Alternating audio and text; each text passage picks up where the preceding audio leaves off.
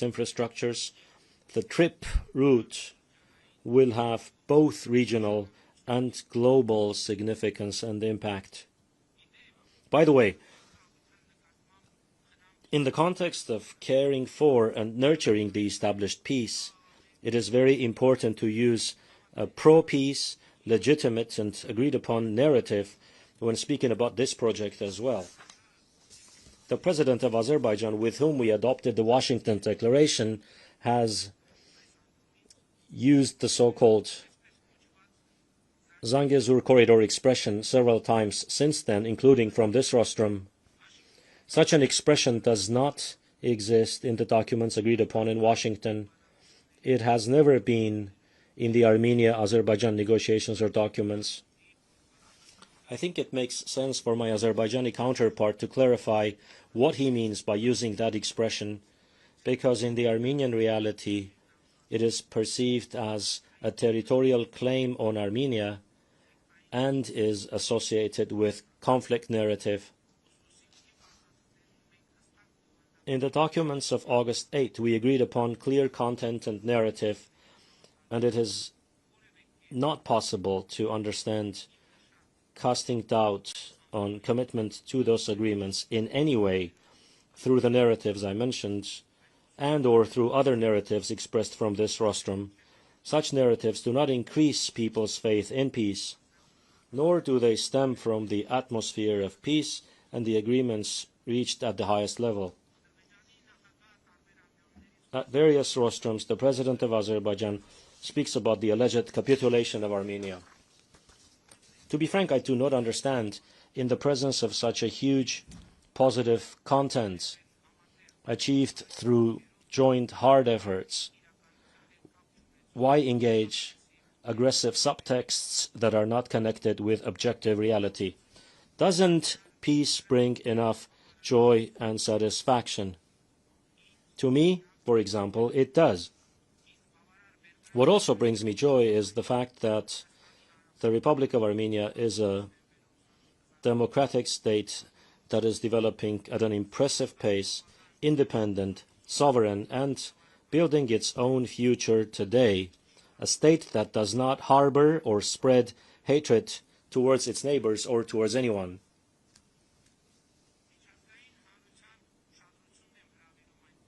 I call on the international community to take note that the so-called Zangezur corridor and similar narratives do not stem from the agreements reached. They have no connection with the agreements. They have an irritating and negative impact and are perceived as a territorial claim against a sovereign country, despite the agreements reached and declared. But this will not divert us 1 millimeter from the practice of celebrating the peace achieved and implementing the agreements declared. In my speech today, by the way, you will not find even one relevant provision or phrase, the justification for which I could not point to in the written agreements reached between Armenia and Azerbaijan in various formats, or in the documents signed and published in Washington on August 8. I suggest that my Azerbaijani counterpart focus on the prompt and precise implementation of the agreements reached, for which the use of legitimate narratives is essential. And so, under the trip route project announced in Washington on August 8, a railway, a highway, pipelines and electricity transmission lines will pass through the territory of Armenia, linking the east to the west. As a result of this agreement, the north will also be linked with the south. The mere geographic enumeration is enough to conclude that this is an accurate reflection of the Crossroads of Peace project, which I had the opportunity to present from this rostrum. The trip route infrastructure project stems from the Crossroads of Peace program, about the capacity development of which we signed a bilateral memorandum with President Trump on August 8 in Washington. I consider it necessary to note that, in accordance with the Washington Declaration, the opening of communications between Armenia and Azerbaijan for intrastate, bilateral and international transportation will take place on the basis of respect for the sovereignty, territorial integrity and jurisdiction of the states. And as I indicated earlier, these efforts will include unimpeded connectivity between the main part of the Republic of Azerbaijan and the Nakhichevan Autonomous Republic through the territory of the Republic of Armenia, with reciprocal benefits for international and intrastate connectivity for the Republic of Armenia. These agreements are a good opportunity for the Republic of Armenia to implement state-of-the-art technologies for border, customs and other controls, not only on the trip route, but also at other border crossings, which will comply with the most advanced modern standards. The opening of the Armenia-Turkey border is important for the trip route infrastructure project, meaning the opening of the railway and the highways, with the prospect of developing pipelines, electricity transmission lines and cables. I am pleased to note that in recent years, an unprecedented positive dialogue has been established between Armenia and Turkey. My meetings with President Erdogan are regular, with a continuously growing level of trust. This is an achievement that I highly value and am confident will bring positive results in the foreseeable future, namely the establishment of diplomatic relations between Armenia and Turkey and the full opening of the interstate border. Ladies and gentlemen, in recent years, the geography of diplomatic relations of the Republic of Armenia has been visibly and pleasantly expanding. During the 30 years of independence, the Republic of Armenia did not have diplomatic relations with Saudi Arabia and Pakistan. I am glad to note that now diplomatic relations have been established between our countries and a dialogue is taking place. And the traditional ties of the Republic of Armenia are developing noticeably. Our dialogue and brotherhood with the Islamic Republic of Iran and Georgia are becoming more visible. These relations, along with our relations with Turkey and Azerbaijan, are extremely important for seeing the South Caucasus region as a peaceful, stable and developing environment. In this sense, I also value the 3+3 format, which is an important platform for us to engage in dialogue with the countries of our region and to develop our traditional dialogue with the Russian Federation, although we always have active contacts with Russia in a bilateral format. We have recently established a strategic partnership with China, and we have active political and trade economic ties with India. A balanced and balancing foreign policy opens up new horizons for us. We are intensifying our relations with Japan, Mongolia, the Middle East and Central Asian countries. Ladies and gentlemen, in March of this year, the National Assembly of the Republic of Armenia adopted the law on initiating the process of Armenia's accession to the European Union, which is of great importance for our agenda. This law is not only the manifestation of our unprecedented high level of relations with the European Union, but also a direct testament to our commitment to democratic values. Many ask when Armenia will become a member of the European Union and how realistic it is.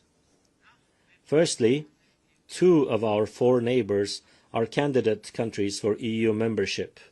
And secondly, the law on starting the process of becoming a member of the European Union is above all an incentive for us to consistently continue the democratic reforms. We want to be institutionally and substantively compliant with the EU standards. Short of such compliance, it is impossible to become an EU member. Therefore, when Armenia objectively complies with the standards of the European Union, from that point on we will have two paths. Either we will be accepted into the EU, or we will not be accepted. If they accept us, fine. If they do not, we will have accomplished a very important task set before us. Armenia will be a country that complies with the advanced, modern standards.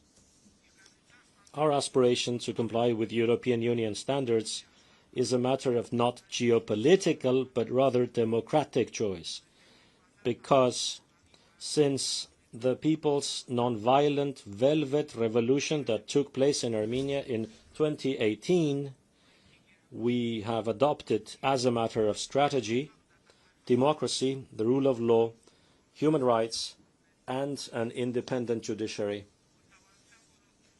In order to make our achievements in the field of democracy more institutional and pro-people, we intend to take the next step in the near future.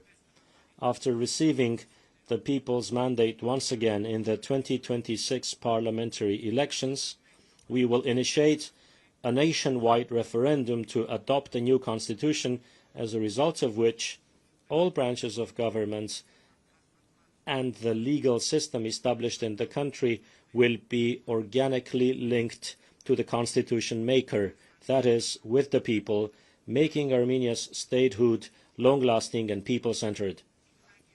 Ladies and gentlemen, the year 2026 will be unprecedented in terms of the international engagement of the Republic of Armenia. In May, the Republic of Armenia will host the 8th Summit of the European Political Community, and I cordially invite the heads of state and government of all the member states of the community to participate in this crucial event. This summit is a key platform for European political dialogue, the format of which enables us all to act as a large team connected by shared responsibility for Europe's and global harmony. By the way, it was at the first summit of the European Political Community held in Prague on October 6, 2022, where Armenia and Azerbaijan, as a result of a meeting organized by France and the European Union, for the first time agreed to recognize each other's territorial integrity and sovereignty on the basis of the Alma-Ata Declaration. As you see from my text, that agreement has had decisive importance. It is extremely important, and in the matter of reaching these agreements in Prague, I would like to emphasize the special role of French President Emmanuel Macron and his personal efforts. Dear President, Excellencies, dear colleagues, ladies and gentlemen,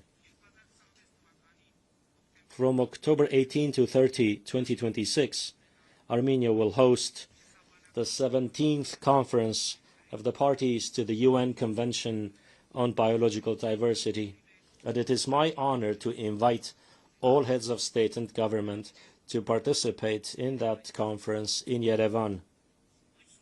I hope that by then I will have reported at the 81st session of the UN General Assembly that the agreement on peace and the establishment of interstate relations between Armenia and Azerbaijan has been at least signed, the border between Armenia and Turkey has been opened, and the large part of the trip route investment project has been implemented.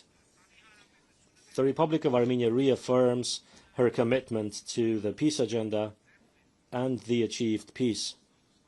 I am convinced that with close dialogue with Azerbaijan and the support of regional countries and the international community, we will never again deviate from the path of peace. Long live dialogue, long live diplomacy, long live peace. Thank you.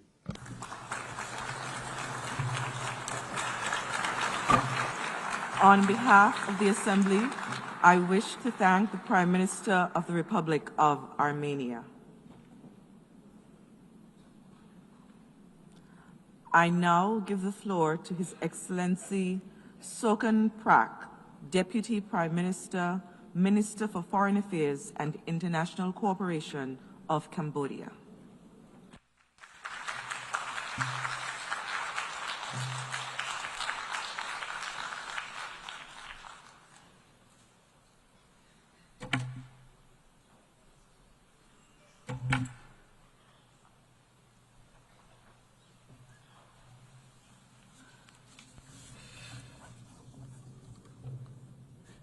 Madame la Présidente. Madam President, Your Excellencies, distinguished delegates, first of all, I would like warmly to congratulate Her Excellency Annalena Baerbock upon her election to the presidency of the 80th session of the United Nations General Assembly. I would also like to congratulate His Excellency Philemon Yang for his stewardship of the 79th session. The Pact for the Future that was adopted during his mandate is fully relevant given the topic for this year, Better Together, 80 years and more for peace, development and human rights. This illustrates the spirit of continuity and cooperation that underpins this august global body to remain a source of hope for all of humanity. This year's theme is not just a slogan. It solemnly reminds us that the UN's promise only remains when we act united, when we work to achieve solidarity between nations and peoples, and when we measure success not just in national terms, but in line of the common well-being of citizens of the world. 8 decades ago, after a devastating global war, nations large and small gathered together behind a unique vision. Peace, development and human dignity can only be guaranteed through collective action. Nevertheless, as we gather here to mark this important stage, the ideals of multilateralism are being put to the test. Geopolitical divisions have only got worse. Rivalries between major powers all too often hamper the Security Council's decisions. This leaves many crises throughout the world unresolved and puts millions of lives in danger. The world is now facing the harsh reality that might makes right, and that interdependence is no longer the cornerstone of peace, but rather a tool of threat and coercion.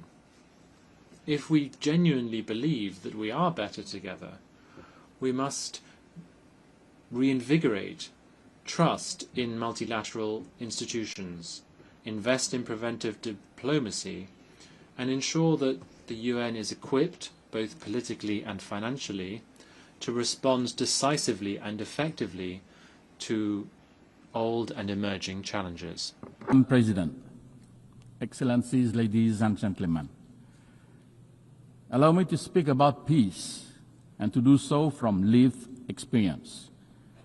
For decades, war and genocide traumatized our people and destroyed our country.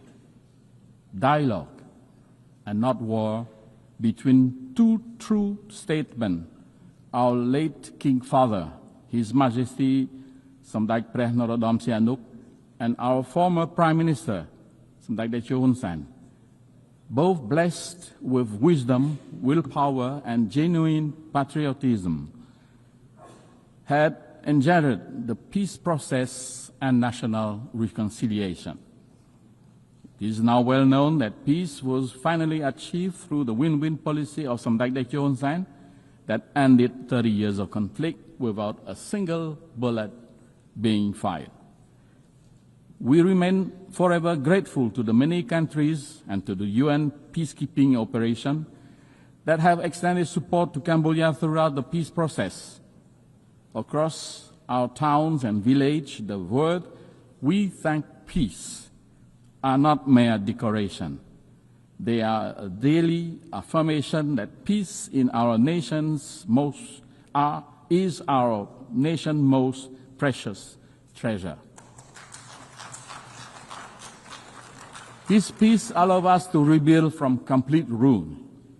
Before the pandemic, our economy achieved an average annual growth of around 7%, positioning Cambodia to graduate from least developed country status by 2029. Through this development, millions have been lifted out of poverty in the past decades. We are grateful for our partners who are supporting Cambodia towards smooth graduation through, among others, open and inclusive trade. Guided by our pentagonal strategy, Cambodia aligns its development agenda with the Sustainable Development Goals.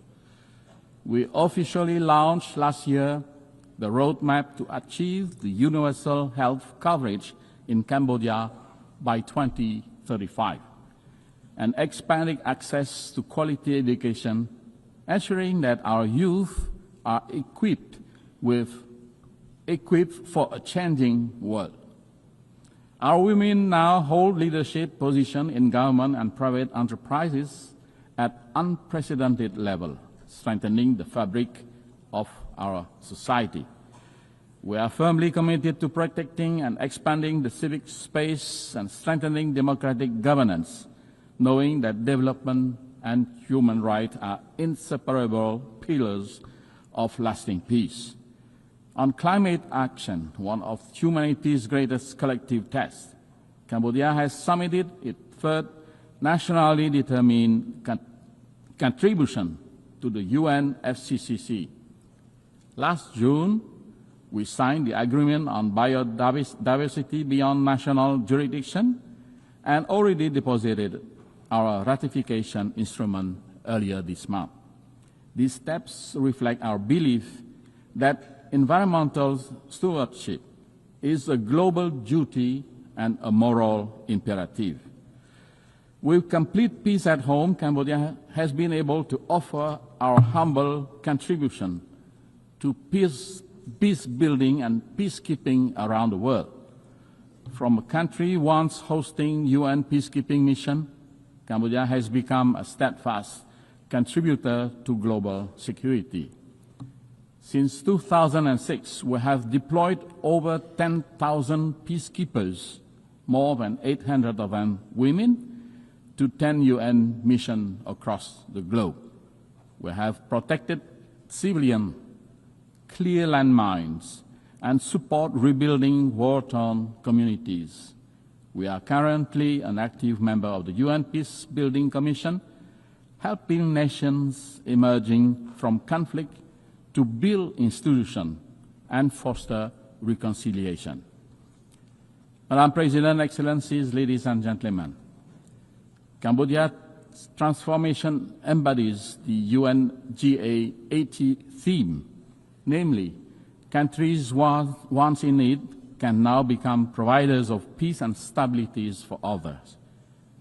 It is therefore deeply painful to inform this august assembly that the hard-won peace that we so profoundly cherish and wholeheartedly share around the world is today threatened in our own home, not by internal division like in the past, but border conflict with a neighbor.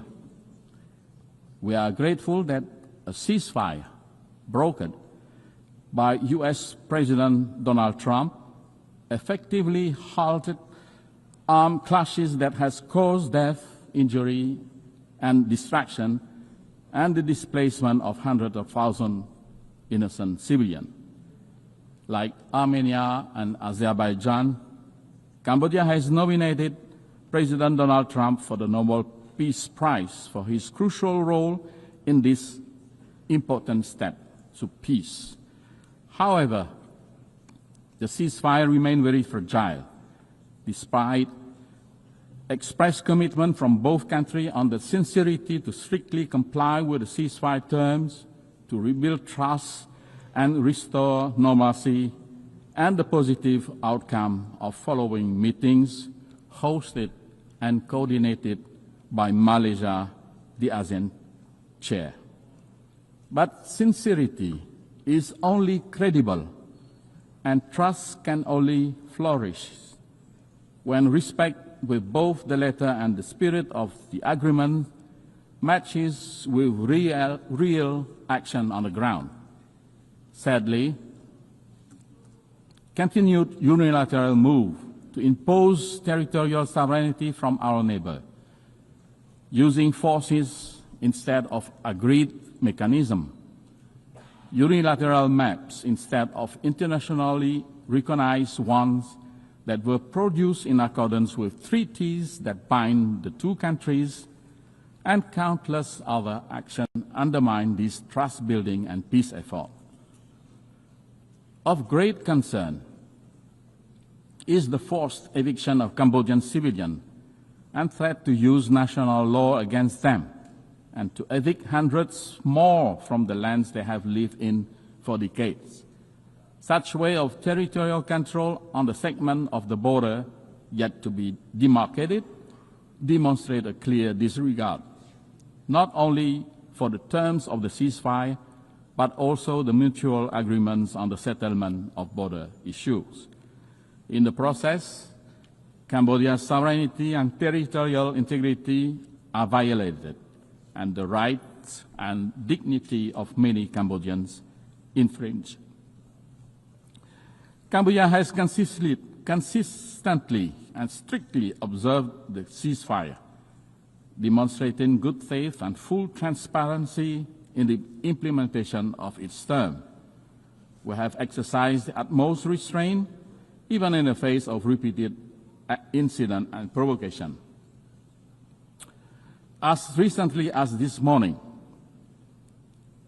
there was an unprovoked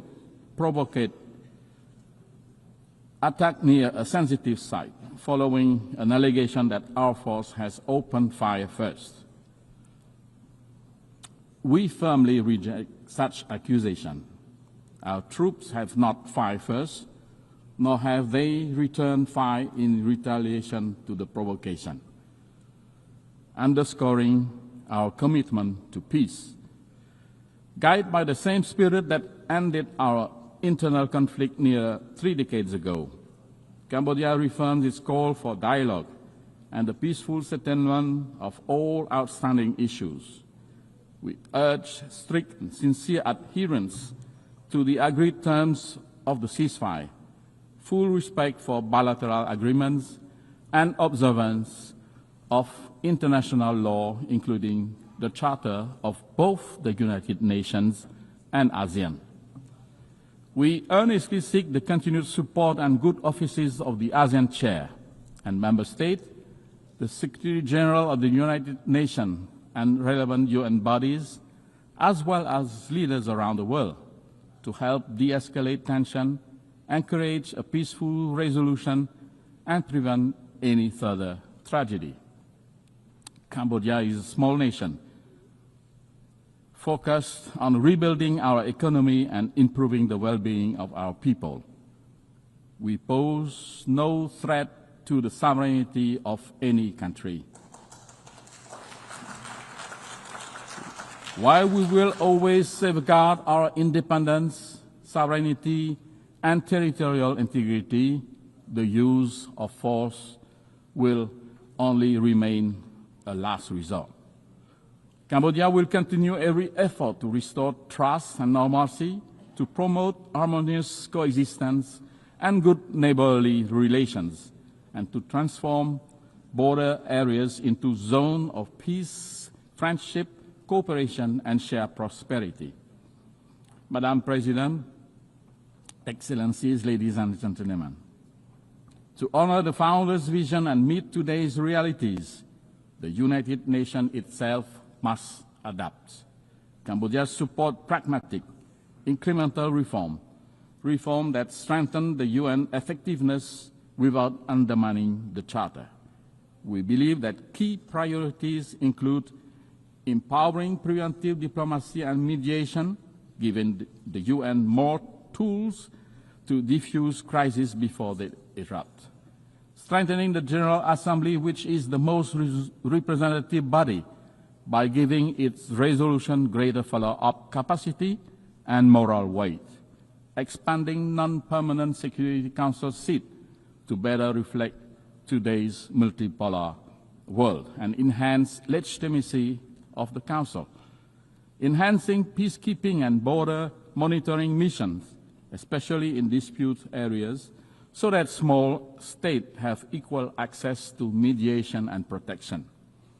Complementary measures such as funding, technology, and gradual legal adjustment can turn broad reform principles into concrete progress. For countries like Cambodia, the UN's greatest strength is not cohesive force, but its moral authority, legitimacy, and convening power, quality that can shield small nations and sustain peace.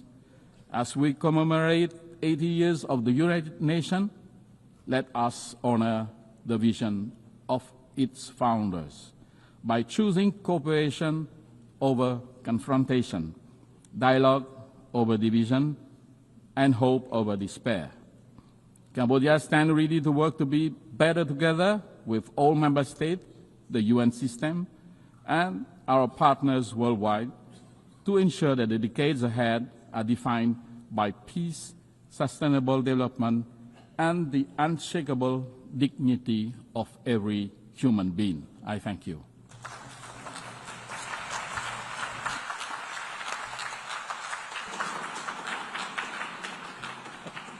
I thank the Deputy Prime Minister, Minister for Foreign Affairs and International Cooperation of Cambodia.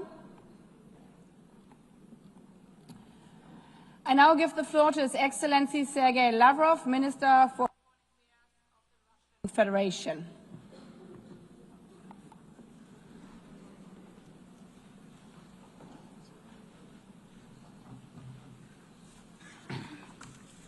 Госпожа председатель. Madam President, ladies and gentlemen, 80 years ago, the most terrible war in human history came to an end. More than 70 million people fell victim to the fighting, famine, and disease. In 1945, the course of world history changed forever. The triumph over German Nazism, under whose banner most of Europe had rallied, and Japanese militarism paved the way for peace, recovery, and prosperity. This year, Moscow and Beijing held celebrations devoted to the 9th of May and 3rd of September holidays to mark the victory in the Great Patriotic War and World War II. The world witnessed grand military parades commemorating the decisive contribution of the peoples of the Soviet Union to the defeat of Nazi Germany and the particular role of the people of China in defeating militaristic Japan. We sacredly honor the memory of our brotherhood in arms with all of our allies who stood on the side of truth in the fight against the forces of evil. One of the enduring outcomes of that war was the creation of the United Nations. The principles of its charter, agreed upon by the founding fathers of our organization, continue to serve as a shining beacon of international cooperation. They embody centuries of experience of the coexistence of states and remain fully relevant in the age of multipolarity. The only thing that remains is for all member states, without exception, to adhere to those principles in full, in their entirety, and as they are interconnected. In practice, however, things look different. Widespread, gross violations of the principle of the sovereign equality of states are undermining faith in justice itself and leading to crises and conflicts. The root of the problem lies in the incessant attempts to divide the world into us and them, into democracy and autocracy, into a blooming garden and a jungle, those who are at the table and those who are on the menu, into the chosen ones who are allowed everything and the rest who for some reason are obliged to serve the interests of the golden billion. We advocate for unquestioning adherence to the principle of equality. It is the guarantee that all countries will be able to take their rightful place in the world order, regardless of their military might, the size of their population, or the size of their territory and economy. The principle of the non-use of force and threat of force has also been repeatedly flouted by the West. The NATO bombing of Yugoslavia, the invasion of Iraq by the US-led coalition, and NATO's military operation for regime change in Libya all ended in tragedy. Today, Israel's illegal use of force against the Palestinians and aggressive actions against Iran, Qatar, Yemen, Lebanon, Syria, and Iraq threaten to blow up the entire Middle East. Russia firmly condemned the attack by Hamas militants on Israeli civilians on the 7th of October 2023. However, there is no justification for the brutal killings of the civilian population of Palestine or for terrorist attacks. There is also no justification for the collective punishment of Palestinians in the Gaza Strip, where Palestinian children are dying from bombing and starvation. Hospitals and schools are being destroyed, and hundreds of thousands of people are being left without shelter. There is no justification for plans to annex the West Bank. We are essentially dealing with an attempt at a kind of coup d'etat aimed at burying UN decisions on the creation of a Palestinian state. Recently, a number of Western governments announced their recognition of the State of Palestine. Moreover, they announced their intention to do so several months ago. The question then arises, why did they wait so long? It seems that they had hoped that soon, by the time the General Assembly session was convened, there would be nothing and no one left to recognize. The situation requires urgent action to prevent such a scenario, which was strongly advocated by the participants at the high-level international conference on Palestine. The strikes on Iranian facilities under IAEA safeguards deserve condemnation, as do the strikes on the capital of Qatar at a time when negotiations with Hamas were being held there with the participation of American mediators, among others. Yesterday, in the Security Council, the West rejected a rational proposal by China and Russia to extend the 2015 agreement on Iran's nuclear program in order to allow time for diplomacy. This has finally exposed the West's policy of sabotaging the pursuit of constructive solutions in the UN Security Council and its desire to extract unilateral concessions from Tehran through blackmail and pressure. We consider such a policy to be unacceptable and consider all manipulations to restore anti-Iranian UN sanctions as well as the sanctions themselves to be illegal. The West is not accustomed to observing the principle of non-interference in internal affairs. The color revolutions have become a sad phenomenon of our time, and illegal unilateral sanctions have long since become the main tool of Western diplomacy. No matter what excuses are used to justify them, the essence of such sanctions is the same: to suppress and intimidate competitors in the global economy and politics. Russia, together with an absolute majority of UN members, calls for the immediate lifting without prior conditions of the trade blockade against Cuba, which has been in place for more than 60 years, and for it to be removed from the notorious list of state sponsors of terrorism. We express our solidarity with the people of Venezuela in the face of external sanctions pressure and threats. We advocate for Latin America and the Caribbean to remain a zone of peace and cooperation. A flagrant example of the undermining of sovereignty and gross interference in internal affairs is the actions of the West in the Balkans, where such a fundamental principle as the need for all UN members to comply with Security Council decisions is being violated.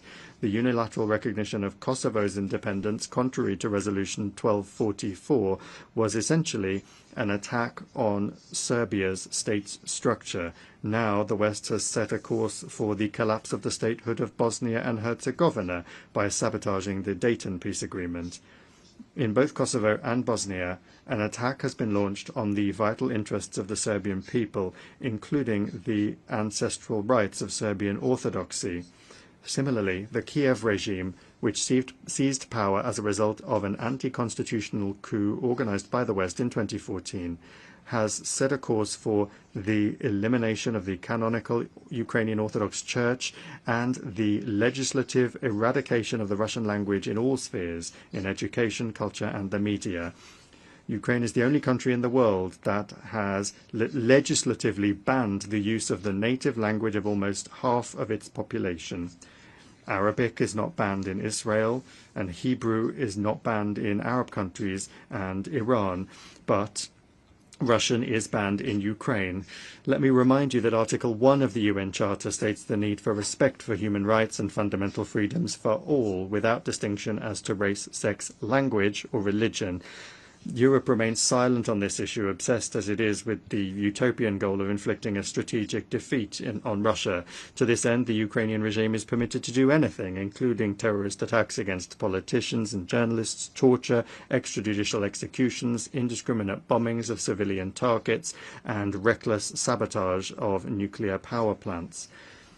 As President Vladimir Putin has repeatedly emphasized, Russia has been and remains open to negotiations on eliminating the root causes of the conflict. Russia's security and its vital interests must be reliably guaranteed. The rights of Russians and Russian-speaking people in the territories that remain under the control of the Kiev regime must be restored in full. On this basis, we are ready to discuss security guarantees for Ukraine. So far, neither Kiev nor its European sponsors seem to realize the gravity of the situation or to be willing to negotiate honestly. The North Atlantic Alliance continues to expand right up to our borders, contrary to assurances given to Soviet leaders to advance not a single inch to the east. Contrary to the commitments made by NATO members at the OSCE to respect the principles of the indivisibility of security and not to strengthen their own security at the expense of others and not to strive for dominance, we repeatedly proposed that NATO capitals respect their commitments and agree on legally binding security guarantees. Our proposals in 2008 and the subsequent ones, including in December 2021, have been ignored and continue to be ignored to this day. Moreover, threats of the use of force against Russia are increasingly being made. Russia is being accused of almost planning to attack the North Atlantic Alliance and the European Union countries. President Putin has repeatedly debunked these provocations. Russia has never had and does not have any such intentions. However, any aggression against my country will be met with a decisive response. There should be no doubt about this among those in NATO and the EU who not only are telling their voters that war with Russia is inevitable and are forcing them to tighten their belts, but are also openly talking about preparations for an attack on our Kaliningrad Oblast and other Russian territories. We have some hopes for the continuation of the Russian-American dialogue, especially after the summit in Alaska. In the approaches of the current U.S. administration, we see a desire not only to contribute to ways to realistically resolve the Ukrainian crisis, but also a desire to develop pragmatic cooperation without adopting an ideological stance. Russia and the U.S. bear a special responsibility for the state of affairs in the world and for avoiding risks that could plunge humanity into a new war. The maintenance of strategic stability is the aim of a new initiative by the Russian Federation that was put forward by President Putin on the 22nd of September. It concerns Russia's readiness to adhere to the central quantitative limits of the New START treaty for 1 year after its expiry on the 5th of February 2026. This is upon the condition that the United States acts similarly and does not take steps that would violate the existing balance of deterrence capabilities. We believe that the implementation of our proposal would create the conditions necessary for avoiding a strategic arms race, to maintain an acceptable level of predictability in the nuclear missile sphere, and to improve the overall atmosphere in Russian and American relations. Colleagues, in December this year, we will mark the 65th anniversary of the adoption by the General Assembly of the Declaration on the Granting of Independence to Colonial Peoples and Countries. The decolonization process, with a leading role played by the Soviet Union, was a direct consequence of the realization of the right of nations to self-determination. The peoples of Africa and Asia refused to live under the yoke of the colonizers, just as after the coup d'etat in 2014 in Ukraine, Crimea, Donbass, and Novorossiya refused to submit to the Kiev neo-Nazi regime that had illegally seized power. It not only does not represent the interests of the population, but has also unleashed a war against them. In both cases, the principle enshrined in the 1776 Declaration of Independence and subsequently reaffirmed by many American presidents was put into practice. The following principle: governments derive their just powers from the consent of the governed. Neither the colonizers nor the Kiev regime had any consent from the peoples that they sought to rule. This principle was also unanimously reaffirmed in the UN 1970 Declaration, which states explicitly that all must respect the territorial integrity of those countries whose governments represent the entire population living on the territory concerned. Today, Africa and the entire Global South are experiencing a new awakening, striving for complete independence, and the UN must not be indifferent to that. Last December, the General Assembly resolution entitled Eradicating Colonialism in All Its Forms and Manifestations was adopted. We call for the next step to be a decision to declare the 14th of December the International Day for the Elimination of Colonialism. We welcome the role of the Group of Friends in defense of the UN Charter in consolidating efforts to counter neo-colonial and other discriminatory practices against the global majority, and we invite all independent states to join the membership of that initiative and that group. The current balance of power in the world is radically different from that established 80 years ago. The decolonization process and other major upheavals have changed the political map of the planet. The global majority is loudly asserting its rights. The Shanghai Cooperation Organization and the BRICS play a special role as mechanisms for coordinating the interests of the countries of the Global South and East. The influence of the African Union, CELAC, and other regional associations is growing. These new realities have not yet been adequately reflected in our organization's institutional framework. The issue of Security Council reform is particularly important. Russia calls for its democratization exclusively through the expansion of the representation of Asia, Africa, and Latin America. We support the application of Brazil and India for permanent seats on the Council, while at the same time correcting the historical injustice towards Africa within the parameters that have been agreed by the countries of the continent themselves. Recently, Secretary General Antonio Guterres proposed a comprehensive reform of the UN. We are not opposed to an open discussion of this initiative. The guiding principle should be the UN's return to the fundamental principles enshrined in its charter, which the West for many years has been seeking to replace with its rules-based order. It's important that the work be carried out transparently, with the participation and consideration of the interests of all member states. We call on the Secretary General and all Secretariat staff to strictly adhere to the principles of impartiality and equidistance in accordance with Article 100 of the Charter. Attempts at a palace coup in the Secretariat, its privatization by a small group of countries, must not be allowed. The composition of the Secretariat should reflect the new realities and ensure the fair representation of the countries of the global majority. We look forward to a constructive discussion of the organization's development at a special meeting of the Security Council, which Russia, as president, plans to organize on United Nations Day on the 24th of October. UN reform is only a part of the complex task of transforming the entire system of global governance, including the genuine democratization of the IMF, the World Bank, and the WTO, commensurate with the weight and role of the Global South and East in the world economy, trade, and finance. Discussions of global reforms cannot ignore the fact that the international security situation today is deteriorating. I have already spoken about the reasons for this, and I'll repeat that the main one is the desire to maintain hegemony through military force. More and more countries and regions are becoming involved in confrontational schemes. NATO is finding itself cramped in Europe and is penetrating into the Pacific Ocean, the South China Sea, and the Taiwan Strait, undermining the universal mechanisms of ASEAN and creating threats not only for China and Russia, but also for other countries that are located in the region.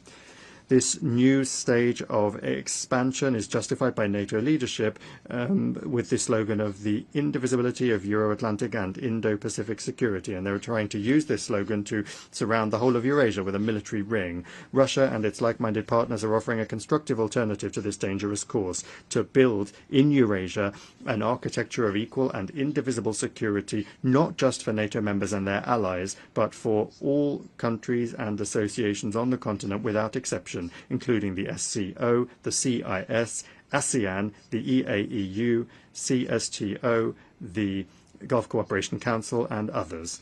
To this end, Belarus and Russia, as partners in the Union State, are proposing the development of a Eurasian Charter of Diversity and Multipolarity in the 21st century. A truly continent-wide process is unavoidable after the West's behavior has rendered the Euro-Atlantic security model based on NATO, the EU, and the OSCE meaningless. We see no prospects for restoring this model in Europe in its former form, as some European capitals have suddenly started to contemplate. When talking about the future, we must not forget the lessons of the past, especially in a situation where Nazism is rearing its head again in Europe and militarization is gaining momentum under the same anti-Russian slogans. This is all the more alarming given that a number of politicians in power in Brussels and in some capitals of EU and NATO countries are seriously beginning to talk about a third world war as a likely scenario.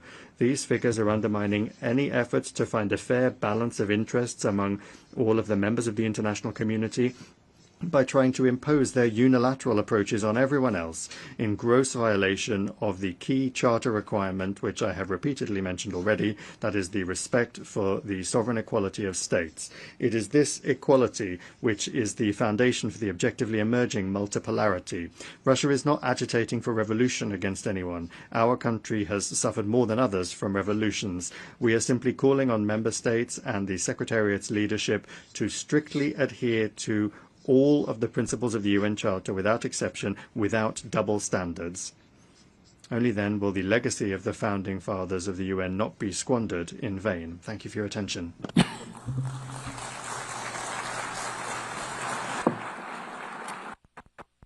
On behalf of the Assembly, I thank the Minister for Foreign Affairs of the Russian Federation. I now give the floor to His Excellency Bruno Eduardo Rodriguez Barea, Minister for Foreign Affairs of Cuba.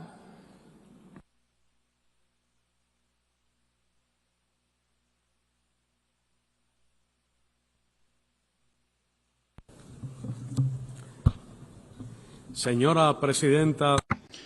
Madam President of the General Assembly, Secretary General, as we meet here, 2.2 million human beings in Gaza are condemned to hunger by the genocidal extermination and ethnic cleansing actions of the Zionist regime, which enjoys the military and financial supplies and the impunity guaranteed by the government of the United States. On behalf of the government and people of Cuba, I reiterate our firmest solidarity with the Palestinian people and with their just cause for freedom, independence, and an end to the Zionist occupation. If the Security Council proves itself impotent because of the veto that the United States wields or threatens to wield, and is incapable of adopting effective measures to halt the barbarity, then this General Assembly has the duty and the capacity to put forward concrete measures without delay. At the very least, it must unequivocally declare Palestine's right to be a UN member state within the pre-1967 borders, with East Jerusalem as its capital, and with the right of refugees to return. 11 million people, 3 million of them children, die every year from hunger and associated diseases. The climate crisis is destroying nations and lives, devastating communities and economies. A handful of countries and individuals have amassed more wealth than the vast majority of all other countries combined. Colossal inequalities stifle and prevent sustainable development. There has been no effective global response to today's serious challenges. There could not be, because the current world order reflects a bygone era when most developing countries did not even exist as independent states. 80 years ago, the United Nations was founded with only 51 member states. Today, we are 193. The most urgent priority is to create a new international order that guarantees peace, the right to development, sovereign equality, participation and representation of developing countries in global policy decisions, that provides for the common good and prosperity in harmony with nature and ensures the exercise of all human rights for all people. Let us aspire to a new civilized coexistence in which solidarity, international cooperation, and the peaceful settlement of disputes prevail as alternatives to war, the use of force, aggression, and occupation, opposed to unipolar domination and hegemonism. An order without blockades or universal coercive measures, based on multilateralism and full respect for the United Nations Charter and international law. Even with its limitations, the United Nations continues to be the most representative body of the international community. We have the duty to protect and strengthen it in its intergovernmental essence, in its democratic foundations that cannot be diluted into generalized agendas subject to arbitrary priorities and rules imposed by the largest funders. What we must do is emphasize the central role of the General Assembly as its most democratic and representative organ. The UN80 initiative, launched by the Secretary-General, must have as its main objective the strengthening of the intergovernmental nature of the United Nations and its capacity to better confront the urgent challenges of the present. We must reject the threatening proposal of a new doctrine that they call peace through strength, which is equivalent to imposing the arbitrary will of US imperialism on everyone through threat, coercion, and aggression. This is a doctrine conceived to satisfy the ambitions of a unipolar power already in decline, which, by the way, serves the interests of big transnational corporations at the cost of sovereign nations and their peoples, and to the cost of the values upon which this organization was founded. In the Caribbean, today we're seeing the looming threat of war, with an extraordinary naval and air deployment of an offensive nature, utterly unjustified, involving missiles, landing and assault craft, and nuclear submarines.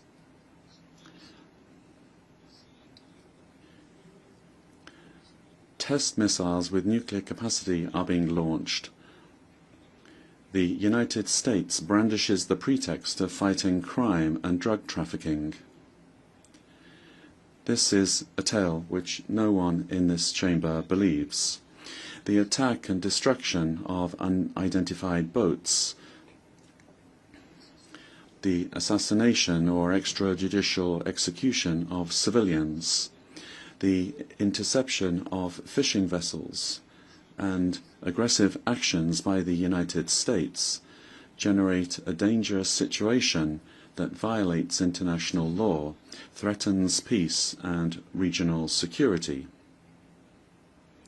We reaffirm our energetic rejection of threats of aggression against Venezuela and our full support for the Bolivarian and Chavista government of this sister Latin American and Caribbean nation, and for the People's Military Union led by the legitimate President Nicolas Maduro Moros. We repudiate the Monroe Doctrine and any attempt at militarization, intervention, or imperialist domination in Latin America and the Caribbean, proclaimed as a zone of peace in 2014 in Havana, with the signatures of the heads of state and government of the Community of Latin American and Caribbean States. The accelerated arms race leads to competition in the field of death and destruction, employing extraordinary financial and material resources that could instead be dedicated to poverty alleviation, development, and cooperation. Meanwhile, most of the meagre goals of the 2030 Agenda will not be met. Commitments of official development assistance are being ignored, and climate financing is decreasing. In 1960, before this very assembly, the historic leader of the Cuban Revolution, Fidel Castro, stated, and I quote, "Eliminate the philosophy of plunder and the philosophy of war will disappear." Madam President, climate change is advancing inexorably and quickly. The first 6 months of this year have been the hottest ever recorded. Last year was already the hottest. From this very podium, science and decades of collective work to protect the planet are now being questioned. If we don't change the unsustainable production and consumption patterns of capitalism and address their root causes, then by 2030 we will surpass the fateful threshold of 1.5 degrees Celsius. The external debt of developing countries, already paid several times over, continues to grow, accumulating astronomical interest as a new form of colonization. What we need to do is implement the commitments undertaken at the 4th International Conference on Financing for Development, with additional resources and a specific multilateral mechanism for debt negotiation. We're suffering the consequences of powerful cultural domination in an era when digital technology increasingly impacts our lives across the board. A few transnationals, almost all of them from the US, impose their operating systems and control the content that is seen, read and heard, manipulating human behavior. We are suffering from the dictatorship of the algorithm. What we need to do is establish at the UN as soon as possible common norms in order to unlock the transformative potential of new technologies, especially artificial intelligence, for the benefit of all, whilst at the same time mitigating the risks. Beyond the challenges that Cuba faces as a small island developing state, our country suffers from the devastating and accumulated impact of the policy of hostility and economic suffocation that has been imposed by the United States for more than 6 decades. The blockade against Cuba persists and is being tightened to the extreme. It is really a comprehensive and prolonged economic war aimed at depriving Cubans of their livelihoods and sustainability, of their existence as a supportive, educated and joyful people.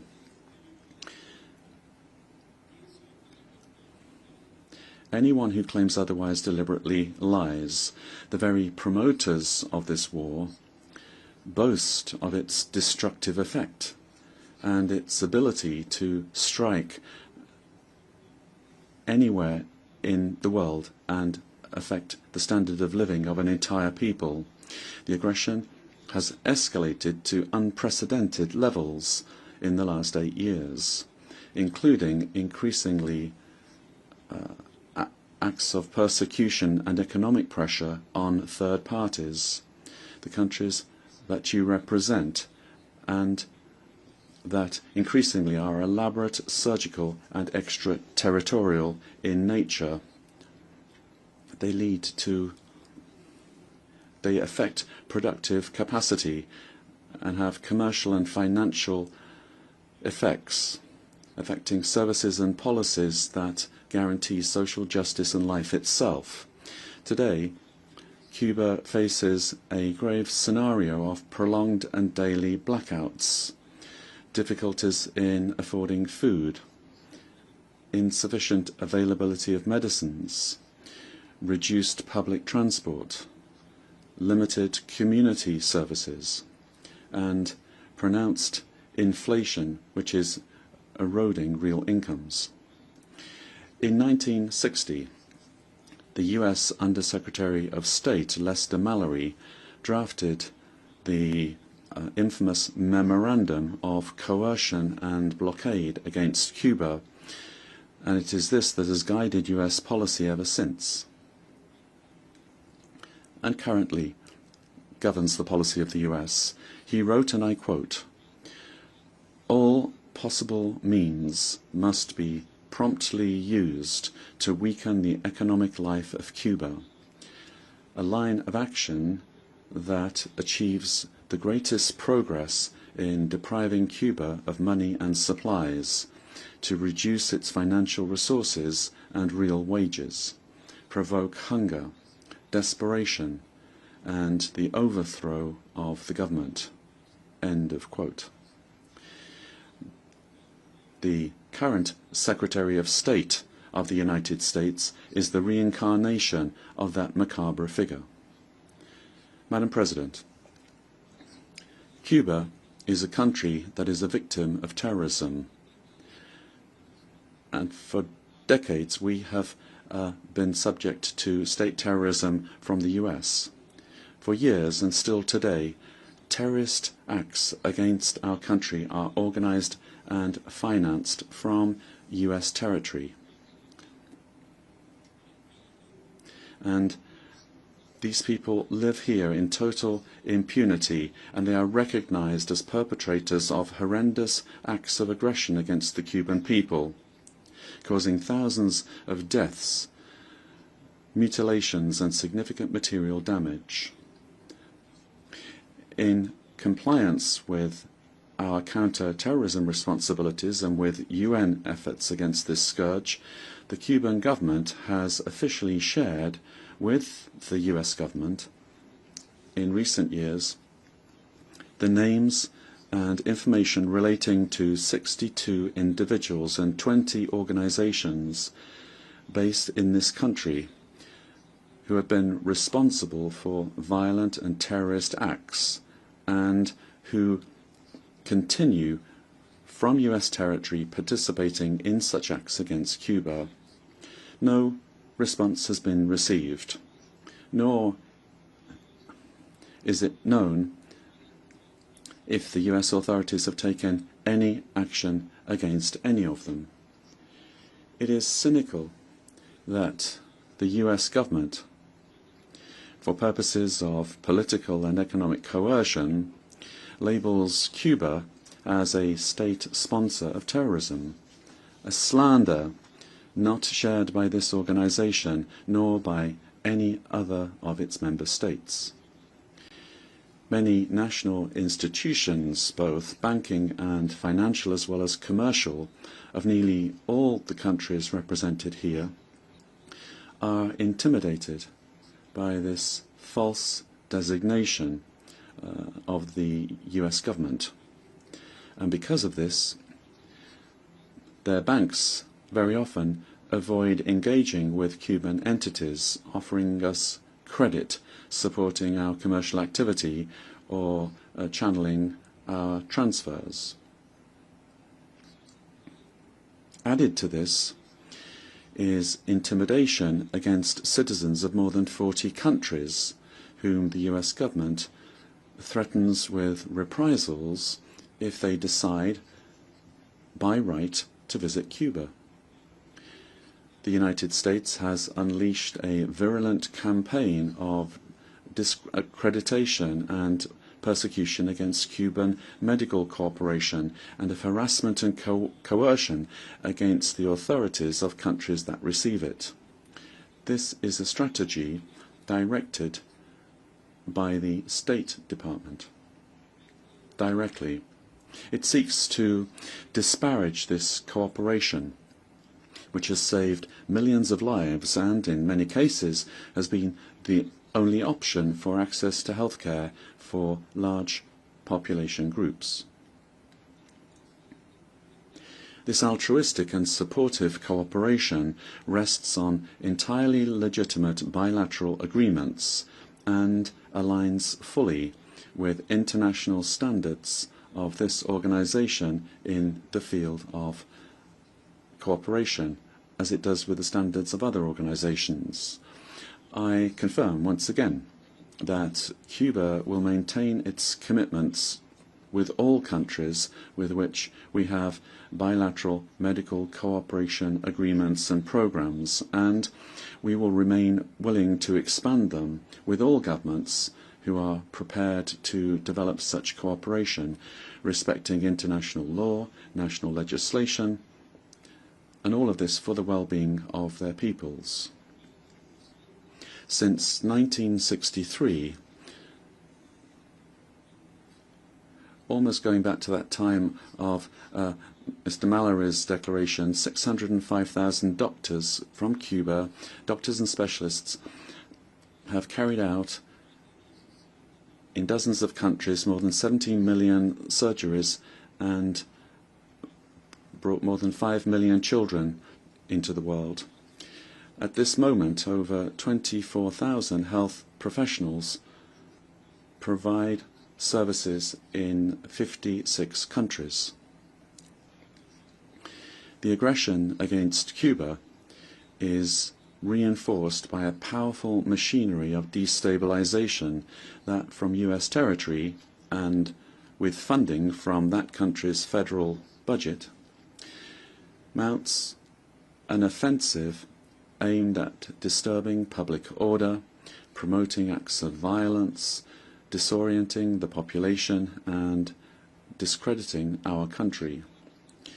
It is a strategy of unconventional warfare that combines emotional manipulation with informational intoxication in order to impose an atmosphere of despair and political demobilization. Faced with such an asymmetric onslaught, our people's determination is strengthened. We are aware of the great challenges that we face and of the need to direct with creativity and with everyone's contribution economic recovery and the strengthening of social policies. Last July, President Miguel Diaz Canel said, and I quote, "We are not an accident of history. We are the logical consequence of a history of resistance and rebellion against abuse and injustice." End of quotation.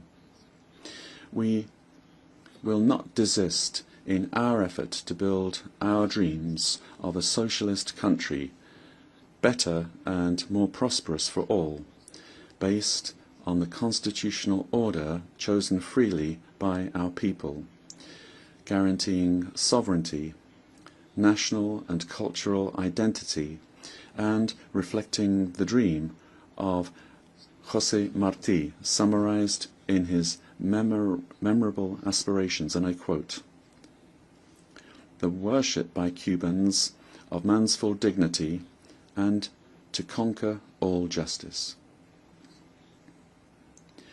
We have designed a realistic program of economic recovery which is adapted to the very particular and extraordinary conditions of our country, aware as we are that we must overcome the devastating impacts of the economic blockade, correct the deficiencies of the current economic structure, and, I quote, "change everything that must be changed." We don't have any illusions, but results are already beginning to be felt at the macroeconomic level, although they have not yet been reflected in daily life for families. Cuba is a nation of peace.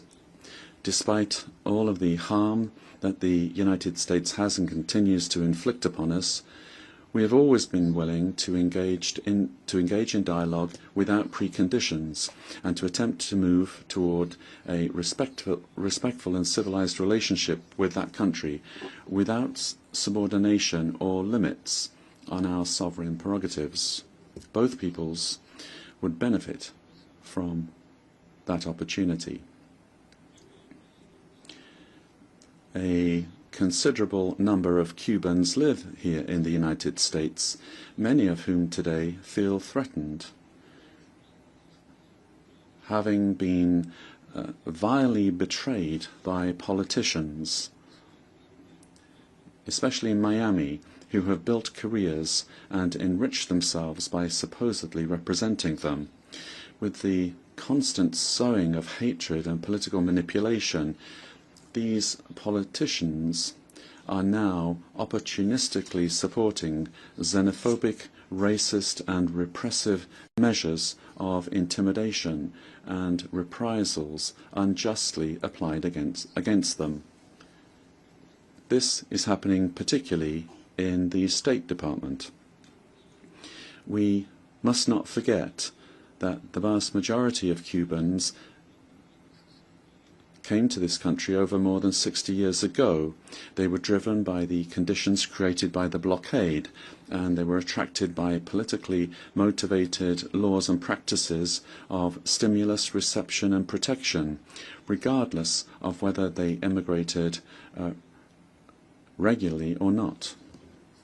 Madam President, we reaffirm our commitment as a partner of country of BRICS. We reject the application of unilateral coercive measures which are intended to subjugate the sovereign will of peoples. We express our support for Belarus, Nicaragua, Venezuela, Zimbabwe, the Democratic People's Republic of Korea, Iran, Russia, and other nations victimized by them. We reaffirm our solidarity with the Government of Reconciliation and National Unity of Nicaragua. We reiterate our support for the inalienable right of the people of Puerto Rico to self-determination and independence. The sister nations of the Caribbean deserve fair and differentiated treatment as well as reparations for the horrors of colonialism and slavery. The international community bears great responsibility toward the Haitian people. We maintain our modest cooperation in health with this brotherly country, and Cuba will join any international effort to support it, based on respect for its sovereignty without imposition or military intervention. We support Argentina's legitimate and sovereign right over the Malvinas Islands, South Sandwich Islands, South Georgia Islands, and the surrounding maritime areas. Cuba remains committed to peace in Colombia, and we feel solidarity with President Gustavo Petro today. Africa, the cradle of humanity, will always be able to count on Cuba and the solidarity of Cubans. We support its just claim for reparations for the damage of colonization. We reaffirm our solidarity with the Sahrawi people and their right to self-determination. We reaffirm our support for the One China principle. We oppose NATO's aggressive military and nuclear doctrines. We firmly believe, without utopia, that a better world is possible. We believe it is our duty to struggle and work to achieve it. I reiterate the words of President Raúl Castro Ruz, spoken from this podium in September 2015, and I quote, "The international community will always be able to count on Cuba's sincere voice against injustice, inequality, underdevelopment, discrimination, and manipulation, and for the establishment of a more just and equitable international order centered truly on the human being, their dignity and well-being." Thank you very much.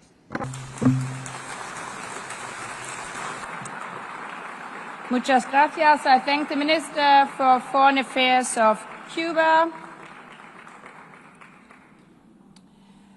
I now give the floor to His Excellency Dato Erwan Pehin Yusuf, Second Minister for Foreign Affairs of Brunei Darussalam.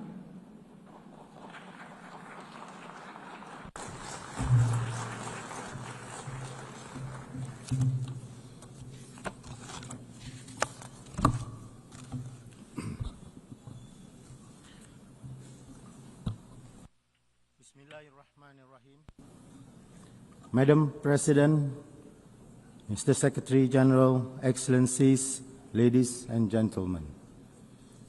Assalamualaikum warahmatullahi wabarakatuh.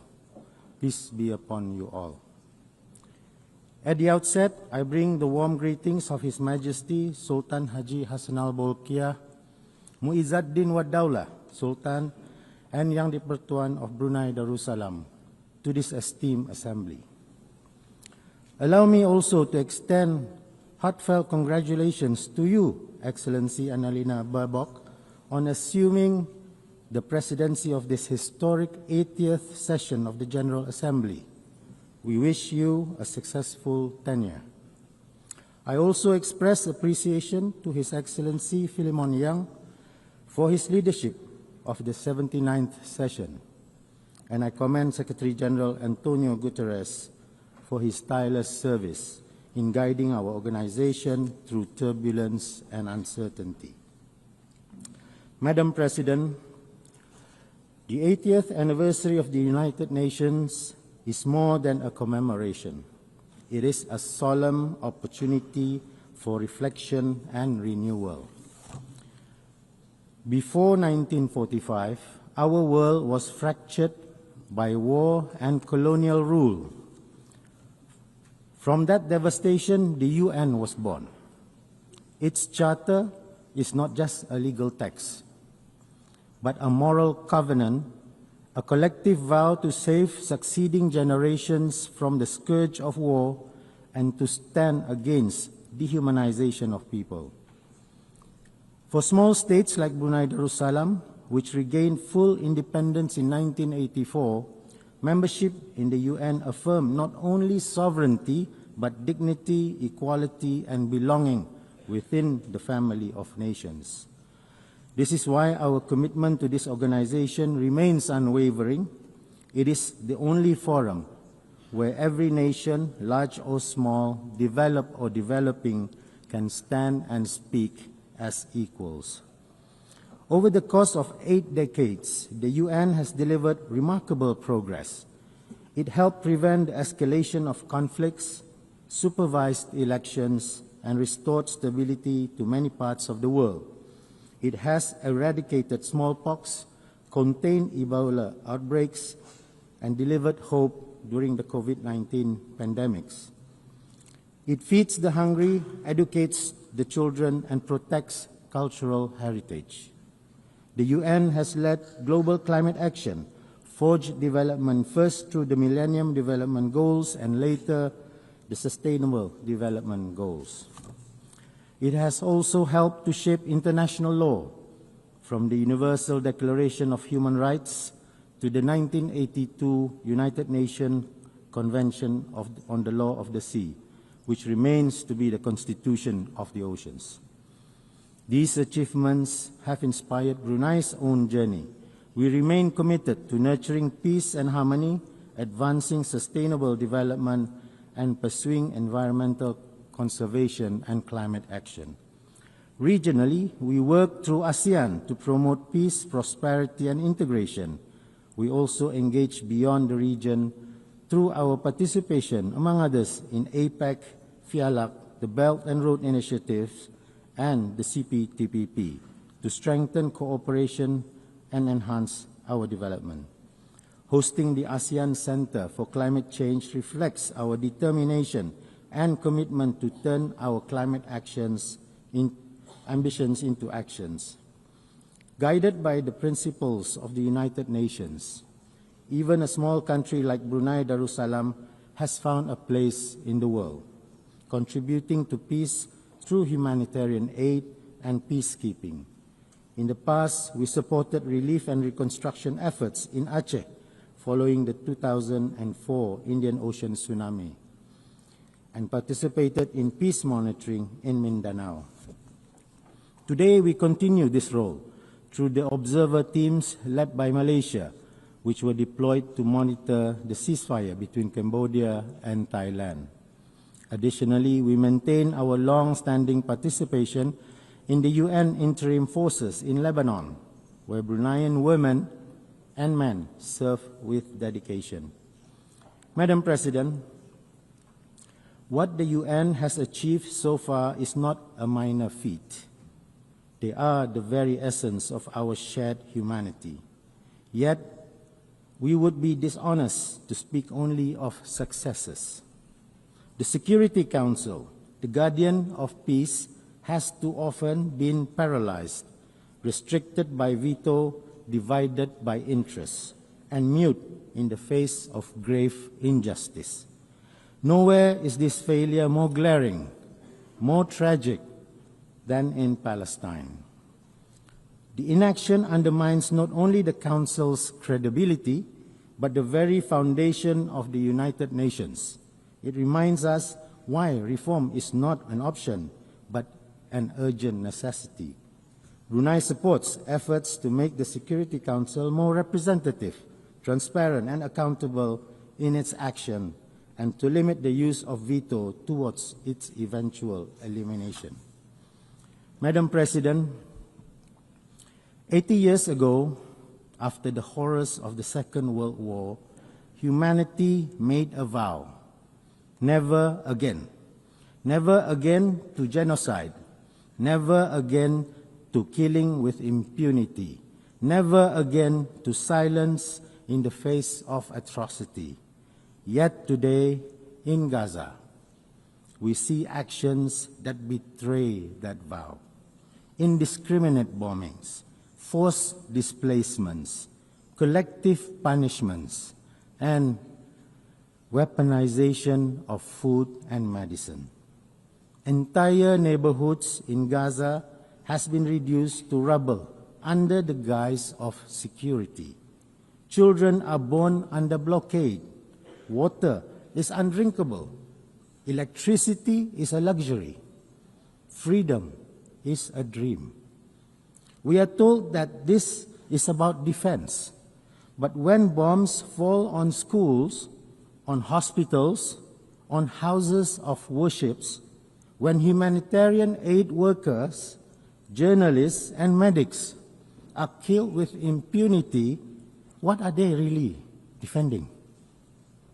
The suffering inflicted upon the Palestinian people bears chilling resemblance to the last century's darkest chapters, chapters marked by the Holocaust, by ethnic cleansing, and by the mass uprooting of entire populations during the Second World War. Today, to ignore such patterns of suffering is not neutrality, it's complicity. It is humanity abandoning its conscience. It is profoundly troubling that the very phrase, "never again," born from the ashes of the Holocaust, finds itself contradicted by the actions of the occupying regime. Its relentless pursuit of expansionism through annexation, illegal settlements, and the systematic erasure of Palestine echoes the ideologies of the past, such as the Greater Germanic Reich, which once sought domination at the expense of justice and humanity. Both of these ideologies contradict international law and the collective vow of never again. Never again does not belong to one people alone. It is a universal promise for all mankind, and we should stop breaking that promise. Recognizing the state of Palestine and supporting its full membership in the UN is not a reward. It is an inherent right of the Palestinian people. It is a matter of principle, justice, and humanity. Brunei stands in unwavering solidarity with the Palestinian people, and in this regard, we fully support the New York Declaration endorsed at the high-level conference on the question of Palestine, which was co-chaired by the Kingdom of Saudi Arabia and the French Republic. We believe it offers a path for a just and lasting peace. We say all this not out of hatred, but out of hope for a future where both Palestinians and Israelis live in peace, not with domination, but with dignity, not with revenge, but with reconciliation. Madam President, the theme of this year's General Assembly, Better Together, is more than a slogan. It is a responsibility. It means renewing our faith in multilateralism. It means strengthening the United Nations' three pillars: peace and security, human rights, and development. And it means embracing inclusivity, transparency, and respect. For small states, multilateralism is not an option. It is our lifeline. As we confront climate change, pandemics, inequality, and conflict, no nation can stand alone. Only together can we secure a peaceful, just, and sustainable world for generations that are yet to come. The United Nations at 80 is not only about history, it is about a promise to be better together, a promise to ensure no voice is silenced and no nation, regardless of its size, is left behind. And so, I end the speech by quoting the words of His Majesty, the Sultan and Yang di-Pertuan of Brunei Darussalam, spoken in this very hall last year during the Summit of the Future. I quote, "Let us reaffirm our commitment to upholding the UN Charter and international law without prejudice or discrimination, to unite our nations strongly." End quote. So let us reaffirm multilateralism, because the world is watching us, because the future is listening, and because together, only together, we will endure and keep the promise of never again. Thank you very much.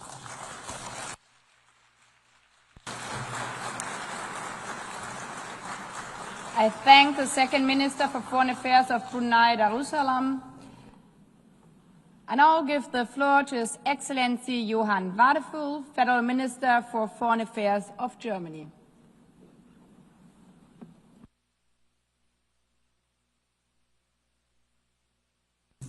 Madam President, it's a pleasure to see you and a pleasure to see you in this role.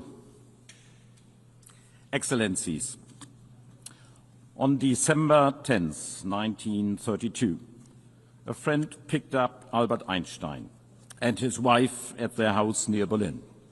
Together they traveled to the German port city of Bremen. Albert and Elsa Einstein boarded a ship to North America. He planned to accept a 3-month position as visiting professor at the California Institute of Technology. Albert Einstein, one of the greatest physicists of all time, would never return to Germany. Only weeks later, the Nazi Party came to power. Excellencies, this year marks 80 years since the San Francisco Conference and the founding of the United Nations. The Holocaust and the World War, started by Germany, taught us that the denial of human dignity destroys lives, nations, cultures. The founders of the UN came together in the belief that the defense of freedom strengthens our shared humanity. It was a belief in a world order that gave my country the opportunity to be engaged for peace, prosperity and security and the family of nations, the United Nations. As Germans, we are deeply grateful for this opportunity. But it also means we feel particularly responsible for our United Nations. As Albert Einstein wrote in 1947, quote, "No international organization can be stronger than its component parts want it to be." In other words, it is up to us, the member states. We are the United Nations. We want these United Nations to be strong. Today, my country is running again for a seat as a non-permanent member of the Security Council for 2027-28 term. We do so at a time of unprecedented instability and upheaval. In Sudan and neighboring countries, we are witnessing the worst humanitarian catastrophe of our time. Over 30 million people in need of humanitarian assistance, over 12 million forced to flee their homes. We all need to do more to end this tragedy. The security of the entire region is on the line. The terrible war in Gaza is raging on, hell on earth, a humanitarian nightmare as we speak. This war must end. The hostages must be released. The existence and the security of Israel will always be part of our raison d'etre. There must be a future in peace and in dignity for all in the Middle East. As we have reaffirmed in this hall this week, 2 states for 2 peoples, the only solution. I commend all those who continue to work tirelessly to find a path to peace, notably the United States of America. Excellencies, Iran has created and armed a network of malign proxy forces destabilizing the region. In addition, it has for many years been engaged in a nuclear program which goes far beyond any plausible civilian use. For us, it is imperative. Iran must never acquire a nuclear weapon. Since Iran clearly does not comply with its obligations under the Joint Comprehensive Plan of Action agreed to in 2015, we had no choice but to trigger the snapback of sanctions. Following a clear vote by the Security Council yesterday, sanctions will be effective later today. But let me emphasize, we remain open to negotiations on a new agreement. Diplomacy can and should continue. And on my own continent in Europe, Russia is waging a war of aggression against its sovereign neighbor, Ukraine. A war that Ukraine did nothing to provoke. A war that demonstrates the disregard for the most fundamental of all rules of the UN Charter, that all member states shall refrain from use of force against territorial integrity of other state. A rule that permanent members of Security Council bear a particular responsibility to uphold. And while our minds are focused on current security and humanitarian crisis, we are aware that they are aggravated by the planetary crisis of pollution, climate change, and biodiversity loss, all of which threaten to bring more instability, more conflicts over resources, more lost lives and livelihoods. At 80 years, our cherished organization is challenged by a budgetary crisis, by a crisis of multilateralism, and by lack of respect for international law. At this time of crisis, we have set ourselves 3 key objectives. These have been at the heart of Germany's work at the United Nations for decades and summarize our Security Council bid today: justice, peace, respect. Since joining the United Nations, we have been adamant justice means development. Where hunger persists, there can be no lasting peace, German Chancellor Willy Brandt said in his first address to the United Nations in 1973. Justice requires that every human being has access to food, to clean water, to education, and to health care. Germany is the second largest contributor to the UN system. We are one of the largest donors of humanitarian assistance to Gaza. We will continue to provide aid through well-established partners operating in line with humanitarian principles, including the UN. This aid must get through to the people who need it most. We repeat our urgent call on Israel to enable safe humanitarian access. We support UNHCR's work in refugee camps in Sudan and neighboring countries. Through UNHCR, we have supported countries in providing shelter, food and medical services for refugees. And we are investing in giving people a long-term perspective. I saw for myself how citizens from Mariupol have been able to find shelter in a hub created by the UNHCR in the city of Dipno, and how displaced people in Bekaa Valley in Lebanon were able to return to their restored communities through the support of UNHCR. The concept of justice also means combating climate change. I myself come from a coastal region in the north of Germany. I know firsthand the risks and the consequences of rising sea levels. And I can assure those whose safety and livelihoods are already endangered by climate change today, we are and we remain by your side. Climate justice means supporting those who are most affected, helping them adapt and address the losses they are already facing. It means significantly reducing emissions globally and keeping the 1.5-degree limit within reach.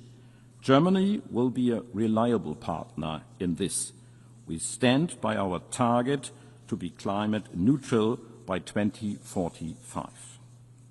Excellencies, justice, peace, respect. 35 years ago, we made a promise that a reunited Germany would work towards peace and stability. Our contributions to peacekeeping and peace building are proof that we are keeping that promise. German troops, police officers and personnel have served in 14 peacekeeping missions over the last 3.5 decades. As we speak, the German military is contributing the maritime component of UNIFIL off the shores of Lebanon. Germany military personnel supports UNMISS and MINURSO, and we are contributing financially to the security of Haiti, where gangs are terrorizing the civilian population, a situation where the UN has an essential role to play for peace and security. We are proud that highly qualified German nationals are making the UN system work and involve in important positions. Germany will continue to provide skilled personnel to the UN system, working for peace, development, and human rights at all levels. We are the largest donor for UN peacebuilding. Germany is chairing the Peacebuilding Commission until January of next year. This is in line with our long-standing commitment to support national peacebuilding and conflict prevention efforts, because we are convinced that resilient civil societies and strong institutions are essential for addressing the root causes of conflict and for building peace in the long run. The Women, Security and Peace Agenda provides an essential contribution in that regard. Justice, peace, respect. Respect for the Charter of the United Nations, its fundamental goals and principles that we have all pledged to uphold. It is here in New York, in the halls of the United Nations, that all these nations come together to discuss peaceful solutions to conflicts around the world. This is where we unite. This is us. There is no other place like the United Nations. Excellencies, it is out of respect for international law and human rights that Germany works towards the establishment of a special tribunal for the crimes of aggression against Ukraine. That's why we support and defend international courts. That's why we work to protect human rights defenders where they are at risk. We stand by international humanitarian law. Ladies and gentlemen, respect also means reform. After 80 years, we must make sure that our institutions represent the world as it is today. The Security Council needs additional seats, permanent and non-permanent, in order to reflect the world's actual realities. Germany is convinced that additional permanent seats must go to regions underrepresented today, Africa, Asia, and Latin America. Now more than ever, we need our United Nations to be fit for purpose. Therefore, the UNAT process must succeed. Today, the United Nations needs our support.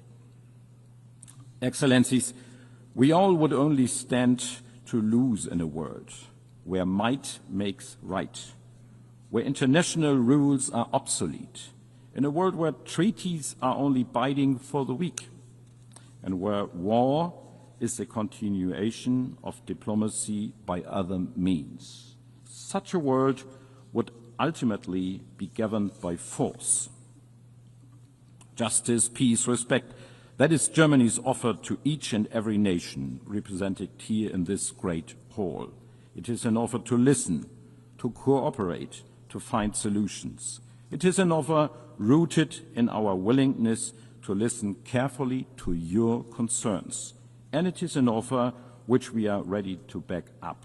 It is an offer you can always count on, now and in the future. Thank you.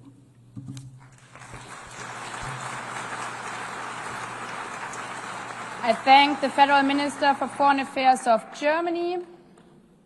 I now give the floor to Her Excellency Torgedur Katrin Gunnarsdottir, Minister for Foreign Affairs of Iceland.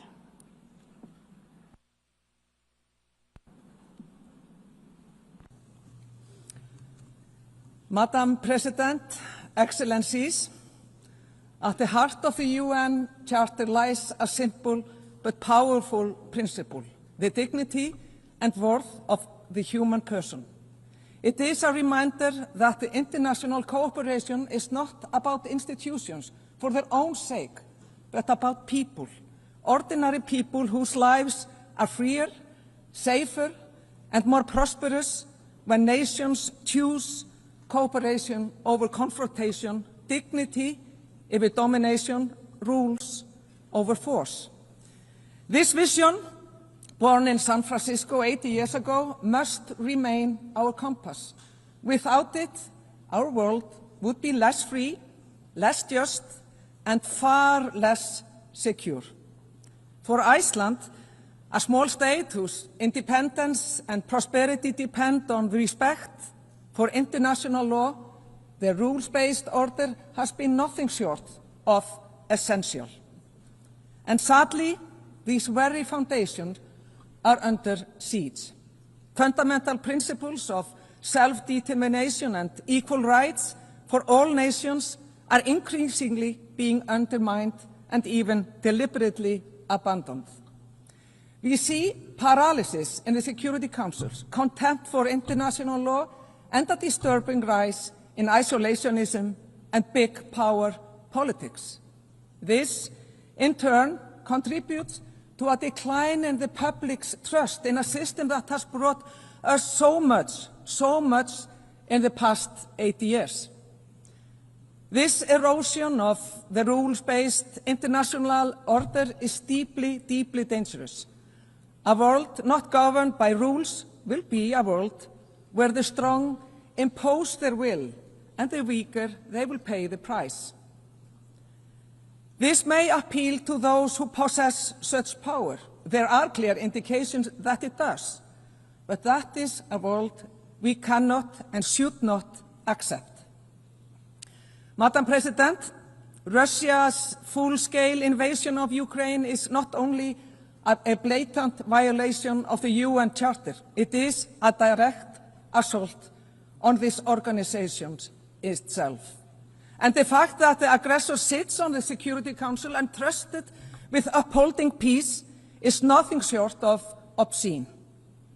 Ukraine is not only bravely fighting for its independence and survival, but also defending the very, very values that the United Nations were founded upon: sovereignty, territorial integrity, and the right of all nations to live in peace and to live in freedom.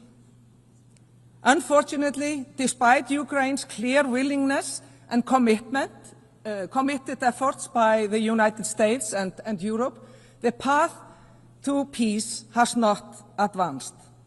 As the past few weeks have shown, Russia does not want peace.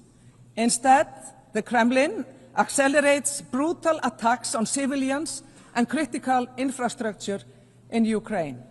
And meanwhile, Russia's provocations over Estonia, Poland, and Romania should be of concern to all nations. And let us be clear, Russia has no intention of ending this war. It escalates, it terrorizes, it tears children from their homes. Tens of thousands of Ukrainian children have been abducted, a heinous crime, an attack on Ukraine's very, very future. If the dignity and worth of the human person mean anything, it is that these children are returned immediately. To the people of Ukraine, I say, Iceland stands with you, not only out of solidarity, but also because you are on the front lines, defending a rules-based order where law prevails over brute force. You must, dear friends, have a just and lasting peace. Dear colleagues, we must speak with equal clarity about Gaza. We are witnessing now crimes against humanity and war crimes in broad daylight. What appears before us is systematic ethnic cleansing. This needs to end. We need an immediate ceasefire, full humanitarian access, and the unconditional release of all hostages. We need peace for all the innocent people. Iceland unequivocally condemned Hamas's gruesome terrorist attack on Israel October 7th. There is no justification for such brutality, nor the taking of hostages. But nothing, and I mean nothing, can justify the collective punishment of millions of Palestinians. Starvation, bombardment, forced displacement. These acts are cruel, they are inhumane, and they are illegal. There are children dying every day in Palestine. For the past 2 years, at least one child has been killed every hour in Gaza. Every single hour. Iceland recognized Israel in 1948 and Palestine in 2011. Our position remains clear. Both peoples have equal rights to self-determination. Lasting peace depends on it. A two-state solution where Israelis and Palestinians live side by side in peace and mutual recognition remains the only viable path to peace, even if many doubts its feasibility today. If we abandon it, we abandon hope itself. Extremists and spoilers on both sides have long stood in the way of peace. Hamas has no place in the future of Palestine. And when Israeli officials call for annexation or the expulsion of Palestinians, they are not defending Israel's security. They are not defending Israel's security. They are calling for violations of international law. And we call it what it is: hateful, illegal, and a direct obstacle to peace. Russia's aggression in Ukraine, Israel's military operations in Gaza, as well as the horrific war in Sudan, are the starkest demonstrations of deeply troubling global trend. Growing disregard for international law and multilateral commitments. We are seeing this when it comes to international courts. The opinions of the International Court of Justice, ICJ, and the International Criminal Court has been defied and targeted with punitive measures. At a time when more accountability is most needed, the very institutions that were set up to exert that accountability, they are now being actively eroded. And it pains me to see friends partake in this. This is especially alarming for small states like my own, whose very existence depends on functioning system of international law and commitments. When the powerful abandon the rules, all nations are at risk. The same applies to arms control, disarmament, and non-proliferation, with troubling erosion of long-standing commitments and the weaponization of emerging disruptive technologies. We must also recognize new challenges, global corporations that transcend borders, shaping economies, technology, and also daily life without sufficient accountability. This is a reality without precedent, and one that demands also international responses. I implore all of you, not least those representing major powers, to think about this, to ponder what kind of world we actually want to live in.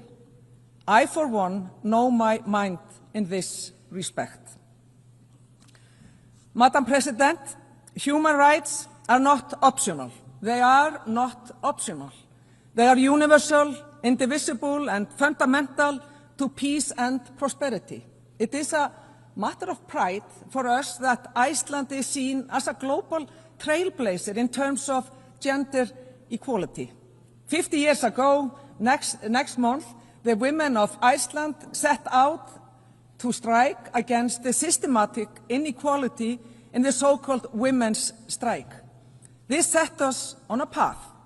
But no country is perfect, however, and none has achieved full equality. My government which is led by 3 women for the first time, is committed to pushing this progress further. And on that topic, Iceland expects nothing less than to see the United Nations finally led by a woman when the next Secretary General takes office. Dear colleagues, I must speak plainly. Those who rely on democracy, human rights and free trade, we are under pressure. Populist movements are gaining ground, and we see how disinformation and conspiracy theories spread online, corroding trust in facts, in institutions, in one another. The result is predictable: rising intolerance, especially towards marginalized groups, women, LGBTQI+ groups and persons, minorities, people whose only crime is being who they are. And let us be clear, women are not the problem. LGBTQI+ people are not the problem. Minorities are not the problem. The problem lies with those who spread fear and division. This trend is deeply dangerous for democracy, and it is why Iceland, as a member of the Human Rights Council, will continue to speak loudly and very clearly. Equality is not negotiable. Human dignity cannot be bartered away. Freedom of expression is the cornerstone of democracy. It is also the foundation of innovation, of culture, of progress. But freedom comes with responsibility. To distort free speech into the mass production of lies, propaganda, or AI-driven disinformation is not the exercise of freedom. It's betrayal. Twisting facts into fake news, science into lies, and upending reality is an attack on truth itself. Iceland will continue to defend freedom of expression, but also to insist that it be used responsibly, not as a weapon to harm or to divide. President, as global needs are at an all-time high, we are seeing large-scale reductions in development budgets by several major donors with profound consequences for the poorest countries and the most vulnerable. Iceland, we will not follow that path.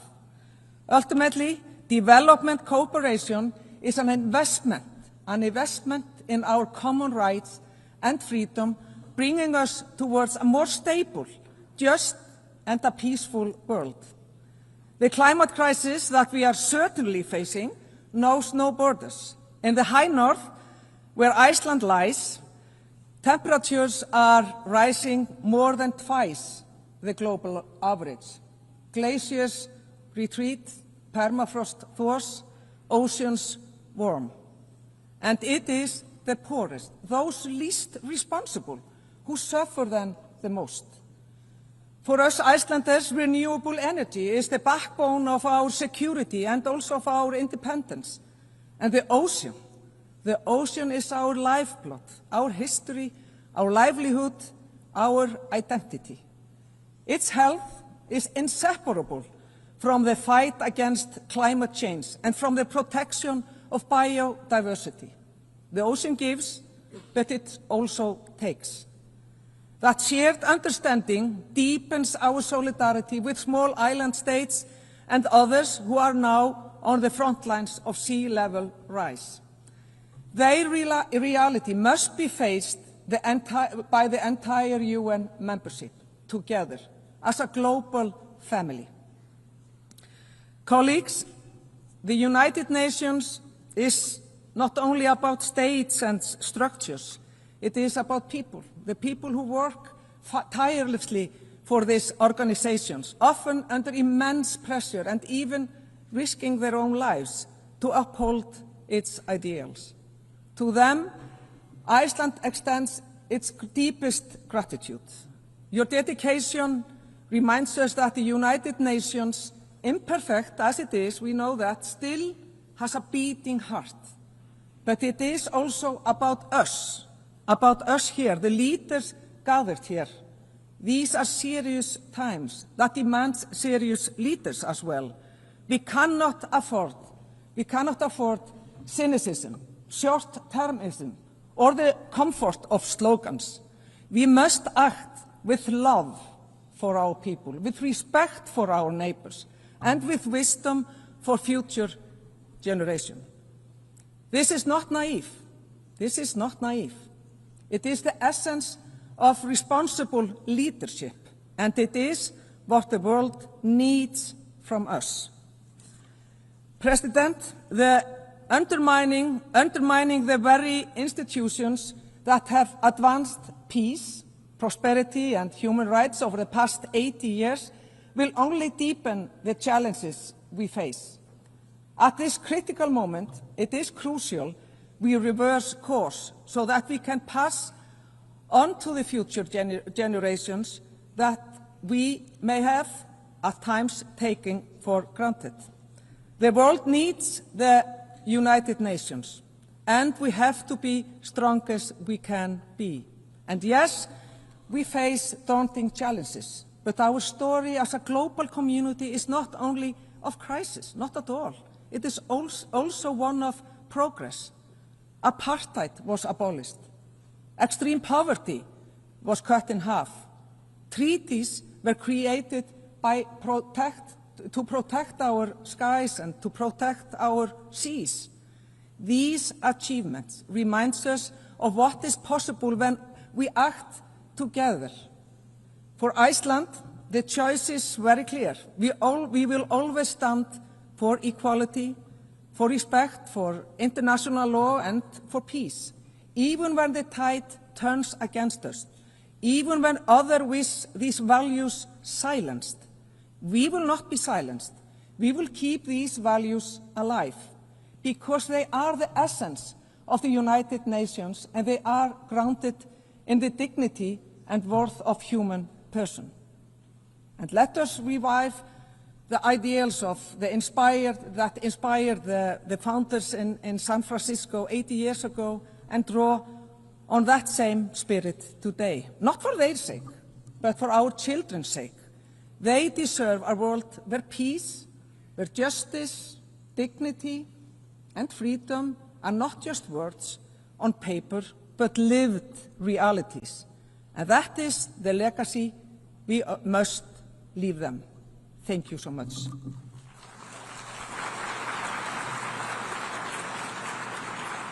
I thank the Minister for Foreign Affairs of Iceland. I now give the floor to His Excellency Subramaniam Jaishankar, Minister for External Affairs of India.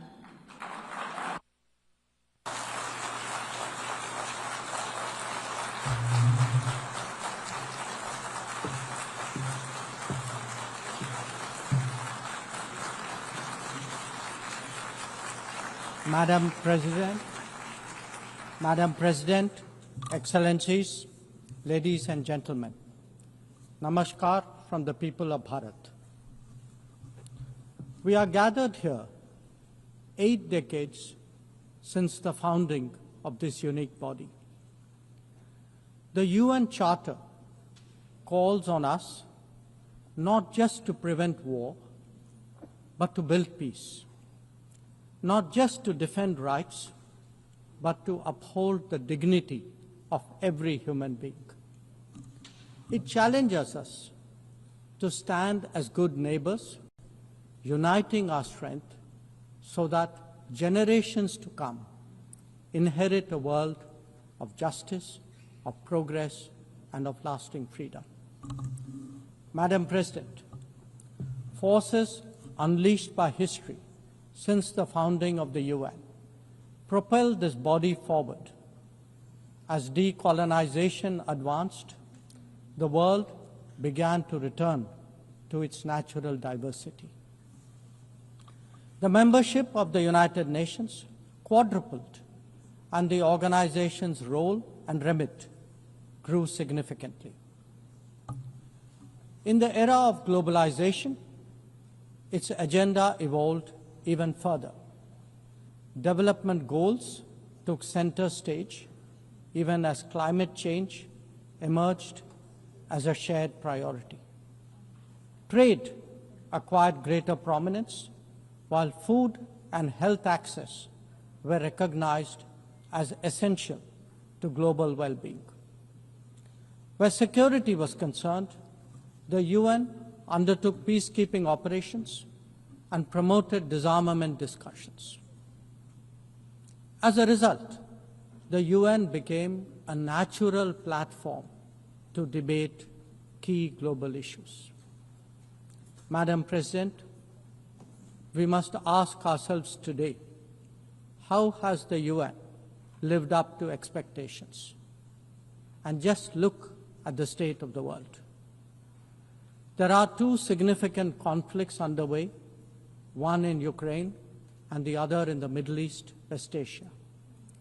Innumerable other hotspots don't even make the news. The slow progress of the SDG Agenda 2030 presents a sorry picture. On climate change, the reality is of recirculated commitments and creative accounting. If climate action itself is questioned, what hope is there for climate justice? When a once-in-a-century pandemic hits us, we saw open discrimination in access to vaccines and to travel. Energy and food security have been the first casualties of conflict and disruption, especially since 2022.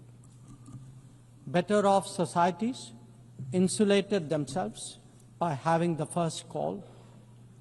The resource-stressed ones scrambled to survive, only to hear sanctimonious lectures thereafter.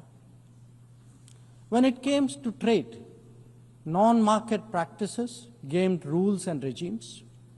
The resulting concentration exposed the world to leveraging. On top of that, we now see tariff volatility and uncertain market access. As a result, de-risking is a growing compulsion, whether from limited sources of supply or over-dependence on a particular market. Economic concerns have other dimensions as well. Heightened technology control is one. The grip on supply chains and critical minerals is another. The shaping of connectivity is no less sensitive. Protection of key sea lanes has become a challenge. Restricting the evolution of a global workplace is an issue. Each makes a compelling case for more international cooperation, not less. But are we really headed in that direction?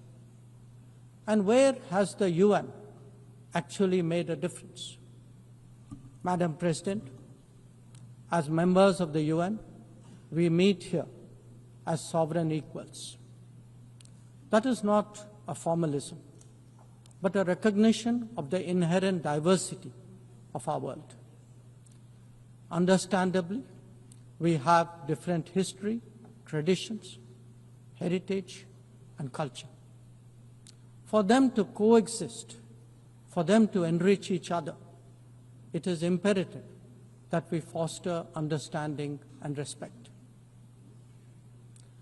This will only happen when we resist political interference and economic pressures, when narratives are free of prejudice, when double standards are abjured, and when pluralism is truly appreciated.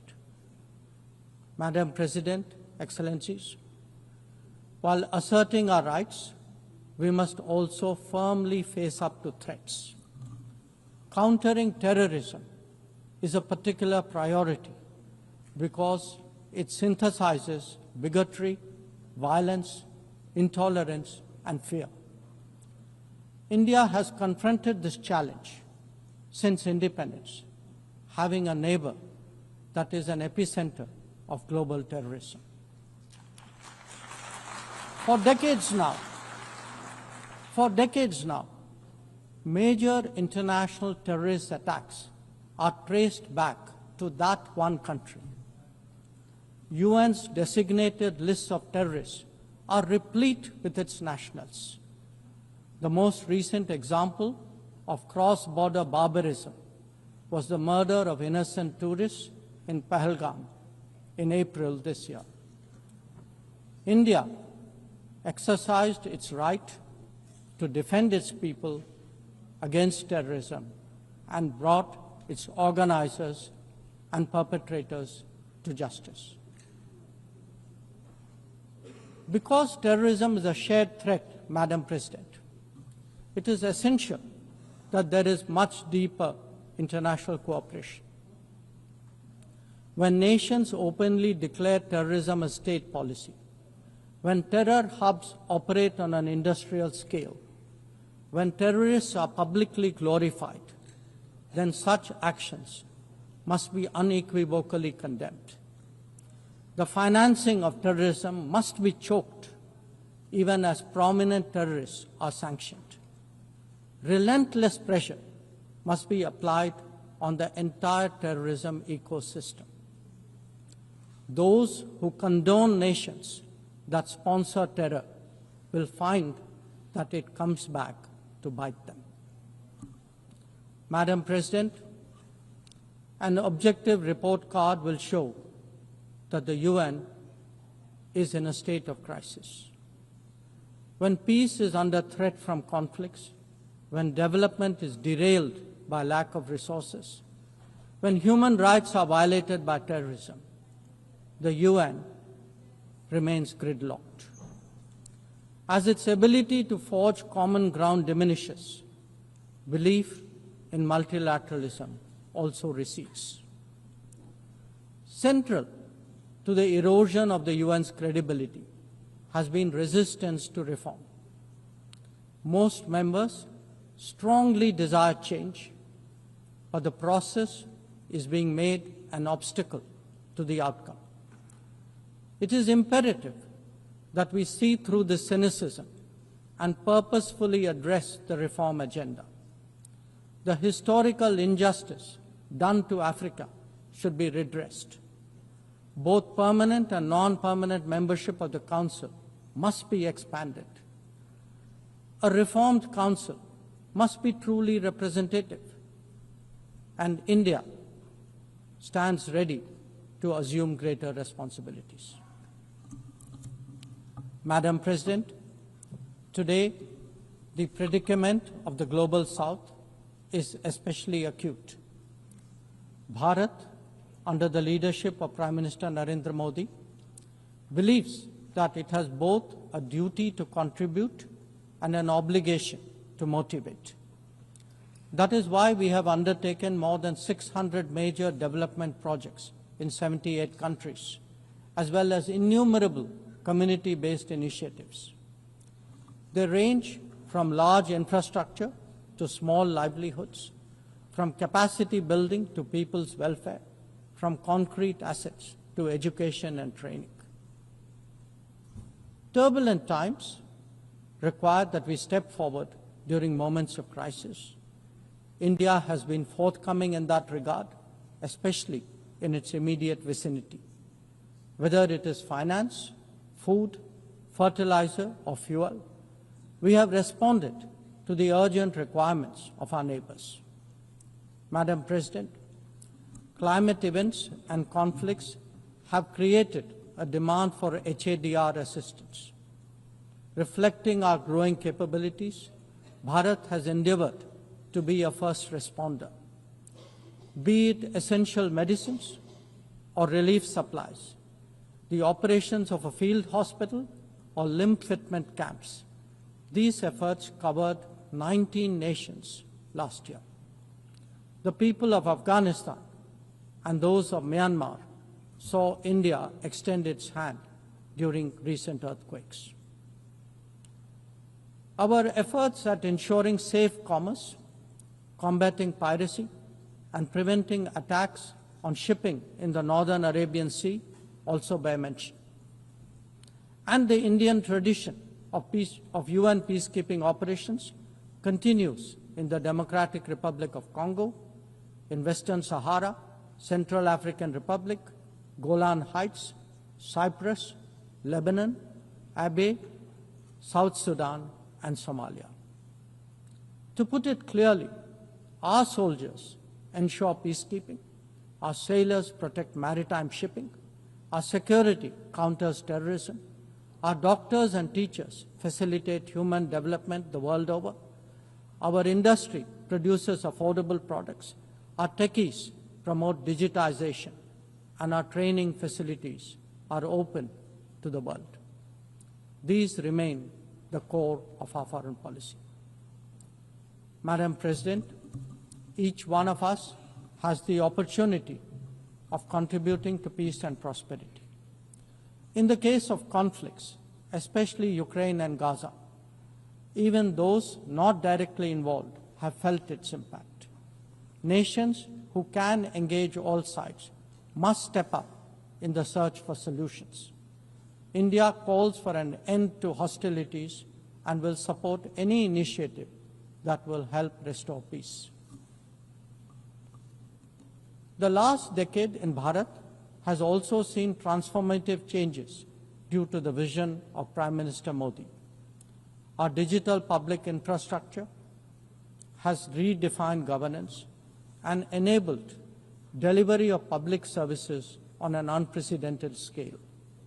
Our startup ecosystem, innovation culture, and microfinance are changing the face of society. Our rapidly growing infrastructure facilitates both ease of doing business and ease of living for citizens. India remains committed to sharing its experiences and tools with others on their journey of development. Artificial intelligence as a horizontal and cross-cutting technology has a particular promise for development. India's approach is to harness it responsibly for human welfare. Inclusion and impact will be the watchwords for the summit that India will host in 2026.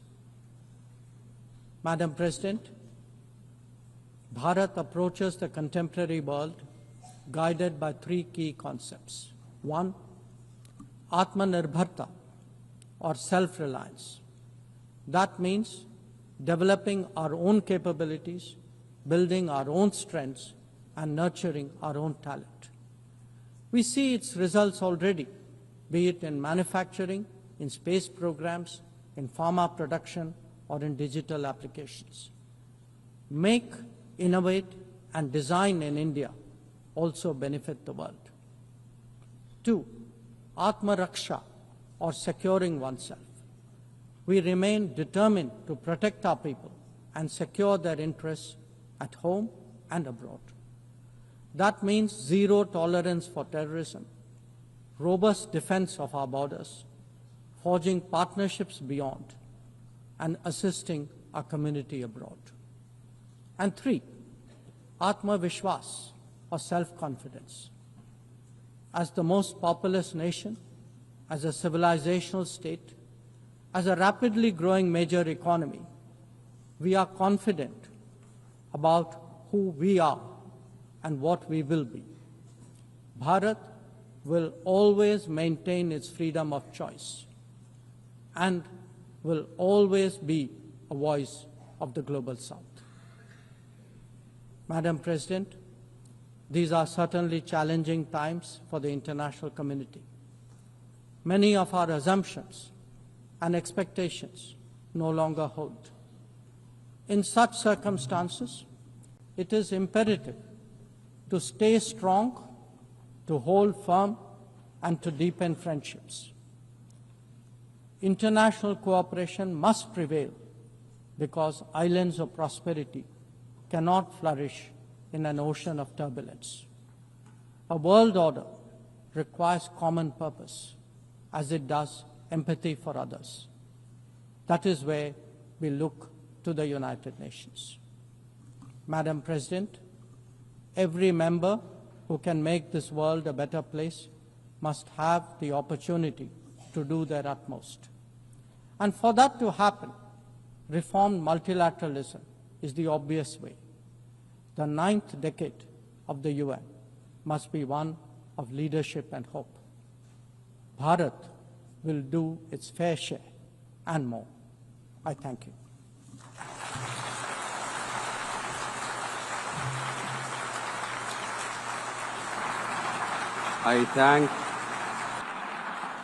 I thank the Minister for External Affairs of India. والآن أعطي الكلمة. And I give the floor to His Excellency Badr Ahmad Mohammed Abdul Ati, Minister for Foreign Affairs, Immigration and Egyptian Expatriates of Egypt.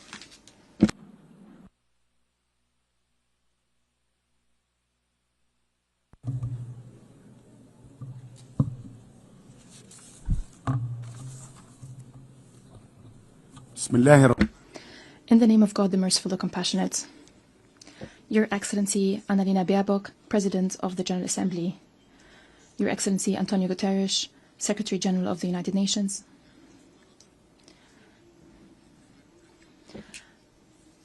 our celebration today of the 80th anniversary of the United Nations was supposed to be an occasion, an opportunity to reflect on the journey of this organization, an opportunity to think of the achievements of the organization in maintaining international peace and security and ensuring prosperity and development for all, and establishing an international order based on international law that are applied by all, that apply to all, to preserve the dignity and rights of all. However, the reality of these international organizations today, 80 years after its establishment, has nothing to do with these noble goals. The multilateral international system is facing challenges. Its pillars are being eroded. It's fluid as a result of crimes being committed in full view of the international community. The international community is standing idly by, is a spectator before the systemic violations of international law that undermined the international system. We're seeing double standards across the board, but especially in the Middle East. The Middle East is at a point of implosion. The bases of stability, peace and security are absent. There is no noteworthy respect of international legitimacy. Our Palestinian brethren is falling victim to the most heinous Israeli actions. It's a war, a wanton, unjust war waged against defenseless civilians for a sin they did not commit, driven by an extremist ideology that only sees destruction, killing, and systematic starvation, a toxic narrative, an incitement to hatred and violence. The aggression is transpiring without accountability, and it has affected one country of the region after the other. The most latest, what we've seen, is the wanton aggression against brotherly Qatar. Egypt is one of the first to anchor the pillar of peace in the region when President Sadat visited Jerusalem in a historic visit in 1979. Egypt feels concerned and feels responsible at the same time. 2 years following this wanton aggression against Gaza, following the daily violations in the West Bank, the foundations of peace that we have been laying for 75 years are now being threatened. In light of these difficult circumstances, Egypt presents its vision to deal with the situation in the Middle East and the international system as follows. First, we express our appreciation and gratitude to President Donald Trump, which announced his full commitment and his willingness to work with the leaders of the region to end this unjust war against Gaza, according to an integrated, comprehensive vision that stops the bloodshed, that ensures security for all, that restores the foundation to bring back lost trust. Egypt is fully willing and is fully committed to building on the vision by President Trump to restore stability, to end the war, to open a political horizon that paves the way towards the establishment of the Palestinian state, to also release hostages and detainees, and to heal all wounds, the wounds of the orphans, the wounds of the injured, the wounds of the hungry in the Gaza Strip, and put an end to the arrogance of might and to put it aside and to restore hope for tomorrow. Egypt, since the outbreak of this crisis, have done its utmost to reach a ceasefire that is sustainable in Gaza, in partnership with brotherly Qatar and the United States of America. We worked on resuming the entry of humanitarian aid without obstacles to address the starvation that is made by Israel, created by Israel. We must restore the basic necessities of life. The entry of humanitarian aid must be a priority for the international community. Together, we all must ensure the provision of humanitarian aid as soon as possible and at scale. And we also must work together to protect civilians. We reiterate that we categorically reject any scenarios to forcibly displace the Palestinian people. This would be a crime of ethnic cleansing. We say this very clearly. Egypt is not and will not be a gate to liquidate the Palestinian cause. We will continue to support the resilience of the defined Palestinian people that is holding on to its national territories. We will never, never be a partner in a new Nakba. Bringing humanitarian tragedies, even more humanitarian tragedies. Egypt also presented a plan for reconstruction and recovery that was accepted at the Arab, Islamic and international level. We commend the invaluable role of UNRWA, the indispensable role of UNRWA. It is providing valuable support to millions of Palestinian refugees. We also commend the role of the United Nations and its specialized agency. We call upon the countries of the world to provide the necessary and sustainable support to UNRWA. The continued of Israeli occupation, the genocide transpiring today in the Gaza Strip, depriving the Palestinian people of their legitimate rights, most notably the right to establish its independent state along the lines of the 4th of June 1967 with East Jerusalem as its capital. This hollows out any narrative of peace and security in the region. In this regard, we express our full support to the conference on the two-state solution led by the Kingdom of Saudi Arabia and France. We commend the courageous decisions by states that have recently announced that they do recognize the independent Free State of Palestine.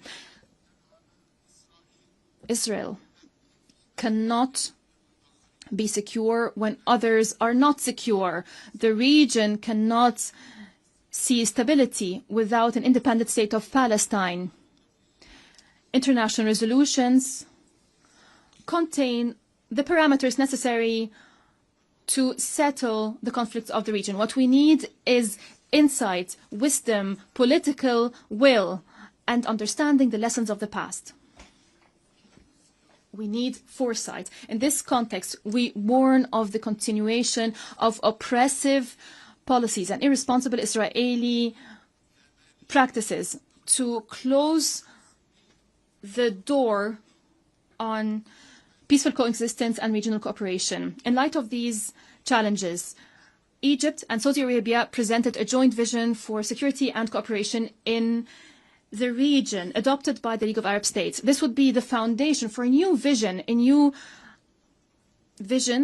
of a region where all countries enjoy balanced security, comprehensive security. We extend the hand of peace. Don't fail children that look to a bright future, young people that wish to build and restore. Don't fail the elderly that want to live in dignity and peace. I quote President Abdel Fattah al-Sisi: "Peace is Egypt's strategic choice to ensure a secure and stable future for the peoples of the region." End of quote. Second, Egypt looks at the conflicts in the region from a perspective of international law, from a perspective that gives precedence to the sovereignty of states and settling disputes by peaceful means and maintaining national states and national institutions. Also, counter-terrorism. These are all bases for stability. In this context, Egypt stresses the importance of supporting brotherly Sudan, that is going through a delicate juncture in its history. All efforts must be made.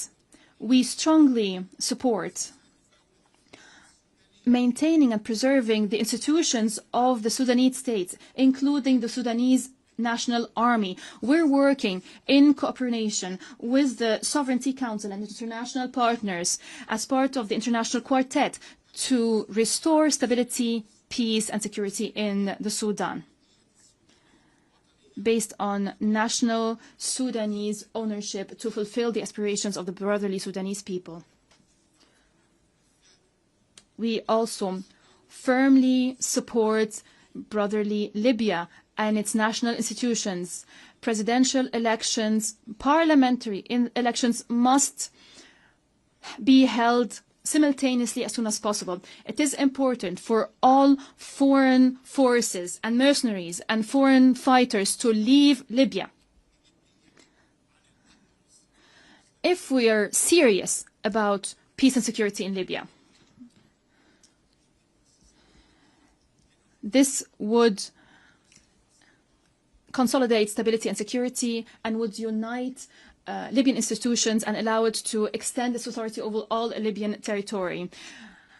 The Yemeni crisis must be settled based on international parameters. We must maintain the security of navigation routes along the Red Sea. It is the lifeline of international trade. Egypt is one of the most affected parties from this escalation. We lost more than $9 billion revenues of the Suez Canal as a result of disruptions in international trade going through the Red Sea. The stability, security and territorial integrity of Somalia is part and parcel of the security of the region. We call for making concerted efforts and mobilizing the necessary funding in order to activate the AU mission in Somalia. Egypt intends to contribute to this force with a military and police component. I also must strongly condemn repeated Israeli violations of the sovereignty of Lebanon and Syria. We condemn continued violations of Lebanese and Syrian territories. It is of utmost importance to respect the territorial integrity of Syria and Lebanon. Against this background, in light of these complex regional challenges, Egypt is playing a prominent humanitarian role. We're hosting more than 10 million refugees and displaced persons on our territory. We are providing an environment that respects their dignity, that respects their rights, and that ensures that they receive basic services without discrimination. Despite increasing burdens that go beyond our capacity, and I don't think that there is any other country in the world that is hosting such a number of refugees, providing this kind of services and treating them as Egyptians. As I said, these burdens go beyond our capacity, especially in light of regional and international economic crises. Nevertheless, Egypt continues to fulfill its moral and humanitarian responsibility. We believe it is important to share responsibility. The principle of shared responsibilities is contained in the International Convention of Refugees. President Abdel Fattah al-Sisi is leading the way to settle disputes. Our region has seen targeting nuclear facilities that are subject to the AIEA Safeguard Agreement, which is inconsistent with international law. Fourth, we believe that cooperation according to international law is the pillar of mutual respect and the only way to ensure joint benefits. Experience has shown that unilateral measures deepen crises and increase gaps. Ethiopia saw that imposing a fait accompli and violating international law as part of its destabilizing policy in the Horn of Africa and the Eastern Nile Basin declared that the dam has been completed and what's happened just has happened. It is delusional, as it believes that Egypt will forget its rights when it comes to the Nile. There's those who pay lip service to international law, but we are ready to resort to justice, to resort to international arbitration. If intentions to actually abide by these mechanisms turn out to be true, if they turn to stalling, if they turn to threatening the fate of people in downstream countries, we will get back our rights and we will not be lax in that journey. International law allows us to protect our existential interests in the Nile Basin. Fifth, we believe that restoring the United Nations and international financial institution is no longer a matter of choice. It's a necessity to ensure a balanced representation in the decision-making bodies at international level. Egypt is committed to the Zelwini consensus and the CERT declaration to lift the historic injustice that has inflicted the African continent. We also believe it's important to provide concessional financing and address the debt crisis. In conclusion, once again, I stress that we look forward to building upon the outcomes of the 4 Financing for Development conference hosted by Spain in July to take effective steps to finance development. We also look forward to enhancing efforts for developing countries to have access to AI and digital technologies. At COP20, at the COP conference hosted by Egypt, we made efforts to ensure we have a loss and damage fund, especially in light of crisis in climate financing. It's important to provide financing to developing countries without increasing the debt burdens on these countries. Ladies and gentlemen, the international landscape is critical and precarious at the moment. In light of our role, regionally, internationally, and in light of our historic role, we had to warn of the upcoming danger and present a roadmap to address this critical phase. We are at a critical juncture. We are at a critical juncture.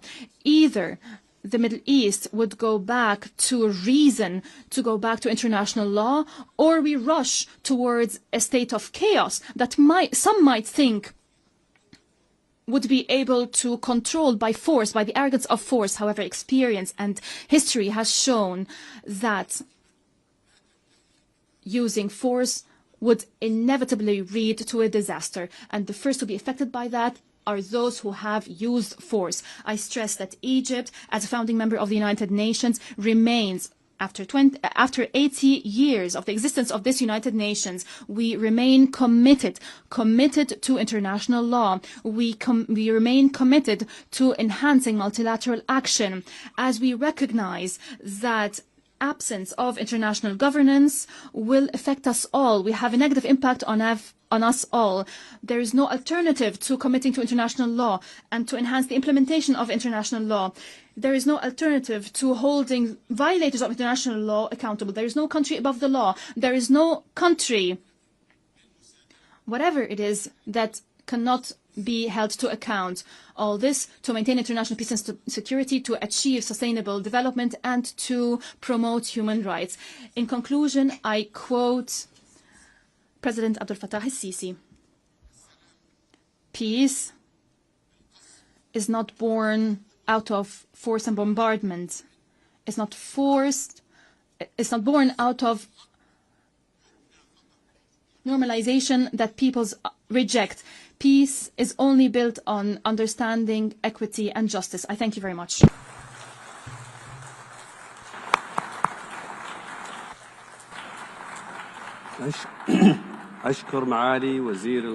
I thank His Excellency, Minister for Foreign Affairs, Immigration and Egyptian Expatriates of Egypt.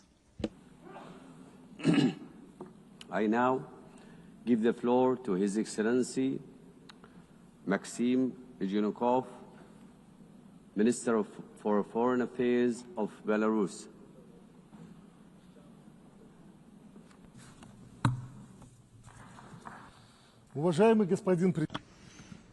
Distinguished Mr. President, ladies and gentlemen, the theme of this year's general debate is Better Together, 80 Years and More for Peace, Development and Human Rights. An excellent theme. The key word here is together. So together, let's remember everything and reflect. And I'm confident that we will find the true root causes of the challenges and threats facing the planet today. First, the 80th anniversary of the great victory in the Second World War. 8 decades ago, a bloody and merciless war ended, which was a great tragedy for all of humanity. And only at the cost of millions of lost and broken lives did we overcome this challenge.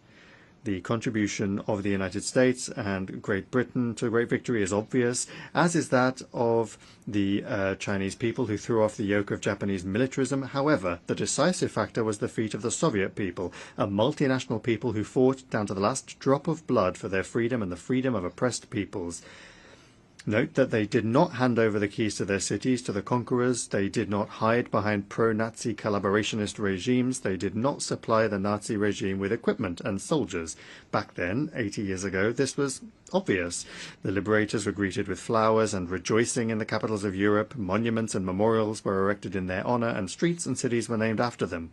Only 80 years of life have gone by since then, a life of prosperity and peace in Europe, and how everything has changed. The West has developed its own version of the truth about the events of those years. Memories are being erased, monuments demolished, history textbooks rewritten. Once again, we hear Nazi slogans and chants in city streets. This is how the 21st century generation is being raised, a generation that did not see the horrors of that war. They did not even hear about it from their parents. And so they are fueled by the false heroism of their ancestors who in the past had joined Hitler's coalition of nations, dreaming of world domination. If history is being rewritten, then its conclusions are also being rewritten. This calls into question the legitimacy of the post-war world order based on the universal principles of the United Nations. That seems clear.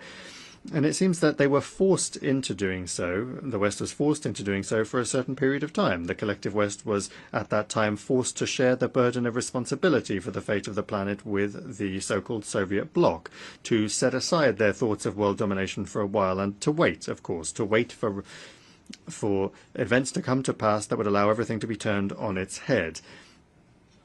From this rostrum, in the past few days, we have already heard people say that the Holocaust is our shared shame.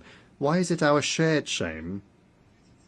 Everyone is answerable themselves before history. We, Belarusians, for example, fought Nazism down to the last drop of blood and laid down our lives to do so. We saved Jews at the cost of our own lives. We cannot remain silent about this today. We remember the hundreds of villages burned by the Nazis together with their inhabitants, the millions of Belarusians torn apart and mutilated, and the hundreds of thousands of children and women taken into European slavery. And therefore we understand that preserving memory is important so that history does not repeat itself, so that there are no more national ideologies of racial superiority, where there is no place for entire peoples, so that there are no concentration camps, that terrible invention of the West, and also to make sure that there is no genocide against any people. The Belarusian people have been living in peace now for 80 years, and if you look at our history, that is an incredibly long time to live in peace. Never have Belarusians lived so well, with such dignity and under such peaceful skies as in the last 30 years, when, under the leadership of our president, we have been successfully building a socially oriented state in the interests of ordinary people. At the same time, we sacredly preserve the memory of the terrible tragedy of the Second World War, and we pass this memory on to younger generations. Why don't many others around us, especially to the west of our border, want to live like this? Well, the answer is simple. The politicians there are blinded by their personal ambitions. They cannot see ordinary people behind those ambitions, even in their own countries. And so it is no surprise that they treat human life with such contempt, as well as that of other peoples, for example, calling on Ukraine to fight down to the last Ukrainian. This year is also significant for the UN, which is celebrating its 80th anniversary. The organization was created by the victors of that bloody war. We remember that Belarus was among the first founders as well. Belarus, a country where 1 in 3 people were killed, tortured or burned, and throughout all these years the Belarusian delegation has been one of the most reliable supporters of strengthening the foundations of the UN, initiating the most bold, peace-loving and historically hard-won initiatives. Therefore, we have the right to speak directly today about what our organization has achieved by the time of its anniversary, and I would like to talk about 3 key elements. First, it is indisputable that the UN remains a central element of international life. This has been made possible by its undisputable legitimacy, its universal membership, and its comprehensive agenda. However, we can see that the principle of universality has been seriously undermined, especially in the last decade. And that has been done by those that are constantly trying to turn the UN into a tool for advancing their own interests, in addition to doing so contrary to the aspirations of humanity.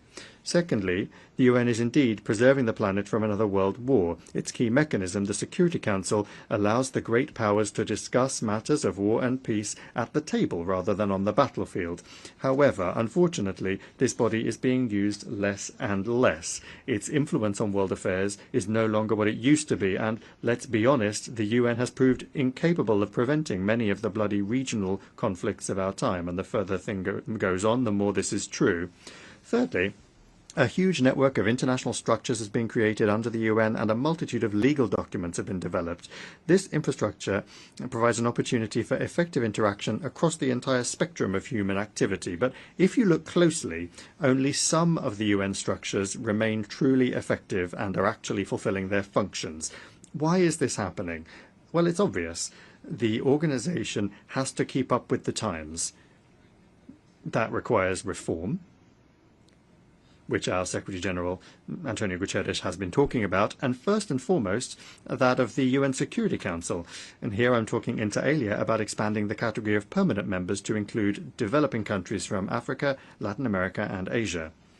Over the past 8 decades, the membership of the organization has grown exponentially, and many states that were not even on the world map when the UN was founded want their opinions and voices to be heard, and they have a right to do so, as now they are important political and economic actors. They rightly expect the UN will work in the interests of all of its members and to strengthen cooperation between them, rather than being a tool for manipulation by individual countries. And this includes settling scores with other states. Fourth, we also see a problem in the fact that the UN is being used for certain purposes. The actions of the United States of America to reduce its support to the UN, which has already caused plans to cut staff in our organization, are a very unpleasant wake-up call. But you'll have to agree that if the UN is able to be an impartial forum and move with the times, it will be in demand by everyone, the weak and the strong, the developed and the developing. Otherwise, it will suffer the same fate as the League of Nations. And Belarus does not want that to happen because, for the time being, we do not see any alternative to the UN. And that is why talking about these institutional problems sincerely today is important to understand their nature and to correct them. The 50th anniversary of the Helsinki Final Act is being marked this year as well. This document, initiated incidentally by the leadership of the Soviet Union, consolidated the realities that had developed in Europe after the Second World War. The act also predetermined the stable nature of relations between the Soviet Union and the United States, which was reflected in all regions of the world, and helped to make the Cold War slightly more manageable. It also introduced the principle of indivisible security, adherence to which prevented the Cold War from escalating into a hot one. The Helsinki Agreements provided an opportunity to build a united, indivisible and prosperous Europe during and after the Cold War. However, history took a different path. Today, the so-called victors of the Cold War have completely forgotten this principle and adopted a logic of superiority and confrontation. Incidentally, it was precisely this logic that was behind NATO's eastward expansion. As a result, the balance of power in Europe was undermined, and security threats arose for many states. The Yugoslav crisis, the bloodshed in a number of post-Soviet republics, and the conflict in Ukraine are the most striking examples of such consequences. Today it is clear that the way to end the bloodshed in Ukraine lies in all parties in Europe returning to an understanding of the importance of respecting the principle of indivisible security. And it's important that one of the main global centers of power, the United States, has finally started to understand the importance of this. Unfortunately, the EU countries aren't doing the same thing. They continue to stoke regional conflict with the firewood of Ukraine. Joint efforts are particularly needed to increase the level of trust between countries, although there are no ready-made solutions at present. But action must be taken, and we, in Belarus, which is at the heart of Europe, understand this perhaps better than anyone else. After all, it was through us that the most tragic wars of modern times have swept through our country every 50 years or so, leaving nothing but memories in their wake. And that is why we cannot delay. Just look at what our European neighbours are doing on the EU's border with Belarus and Russia. They are laying mines, building walls, moats and trenches, defensive lines and barbed wire. They are trying to create a sense among their population of an impending threat from the barbarians to the east, and there have actually already been victims, albeit among NATO countries, who are either drowning in bogs or being blown up by their own mines. Incidentally, I saw here on the North Lawn near the UN building a piece of the Berlin Wall has been set up as a monument to human rights, and the inscription says 155 kilometers and 200 victims during its existence, or something to that effect. Today, a much larger wall, thousands of kilometers long, is being erected on the border between the EU and Russia and Belarus, from Finland down to Poland. And there have already been hundreds of victims along this wall since its construction began. Today, hundreds of innocent migrants from countries of the south who, in search of a better life, are striving to reach the EU, which has destroyed the normal way of life in their countries, are dying. So if we are not able to prevent the construction of this wall together, then let us at least reserve a place on the North Lawn where we can put up a piece of that wall when the countries in question come to their senses and decide that such a wall is no longer necessary. We could say how long it was and how many people died as a result. And we can say that this is a monument to the right of freedom of movement. Belarus is speaking out and proposing concrete solutions. In particular, the President of the Republic of Belarus has put forward an initiative to develop a Eurasian Charter of Multipolarity and Diversity in the 21st century, to launch a new paradigm for a Eurasian architecture of equal and indivisible security. I won't talk about this in detail. The Minister of Foreign Affairs of the Russian Federation already spoke about this very well. We then call upon all Eurasian states to join in this process and to show the same responsibility that our predecessors demonstrated half a century ago. There is no alternative to this dialogue. We need to rid ourselves of prejudices and sit down at the negotiating table. Our appeal, of course, also is addressed to the countries of the European Union, which have traditionally been sceptical of any initiatives coming from the East. But I would like to remind them that this East is far from what it was even a decade ago. It is, in essence, the global South, or even the global majority, you could call it, and that is what must be reckoned with. It's time to finally understand that the days of the dictates of the collective West are a thing of the past. And therefore, I would like to advise European countries to reflect on their place in the world in light of the transformations that are underway, which, as we can all see, are not clearly in their favour. The decline in economic competitiveness is undermining the traditional European model of the welfare state, leading also to a fall in living standards and rising inequality, as we can see. The crazed militarization of the region is driving Europe, especially the new EU and NATO member states, into a deep financial abyss. The foundations of European society are being rapidly destroyed as a result of the virtually uncontrolled mass migration that's taking place and the failed policy of false multiculturalism as a response to this challenge. And all of this is happening against the backdrop of ever more fences that are being hastily erected in the East. These are not just concrete fences, but political, ideological, interpersonal ones, and in essence, civilizational fences. What then do they think lies beyond these fences in the East? It's not just Belarus and Russia anymore.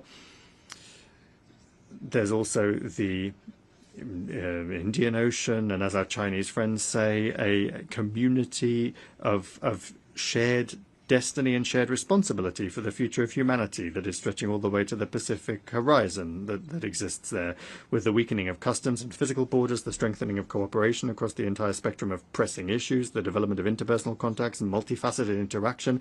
This is a community where, despite numerous cultural and national differences, people respect each other at the very least and do not impose ideological dogmas and rules of behavior on one another. Billions of people, millions of kilometers of territory, a powerful, rapidly growing economy, and the most advanced technologies, ones that are now our own. We have everything, and our own modern mechanisms for cooperation as well. The BRICS, the SCO, ASEAN, the African Union, the League of Arab States. Therefore, in essence, all of these political and militaristic shenanigans by the EU on its eastern border and economic sanctions against us, these are all measures of harsh self-isolation that are driving EU countries even deeper into domestic economic and political crisis. And allow me to say again, this is self-isolation. If European elites intend to continue in the same vein, it will become even worse for the peoples of Europe. However, all of these problems can be solved if, instead of self-isolation, Europe accepts the concept of Eurasian cooperation and security on our vast continent.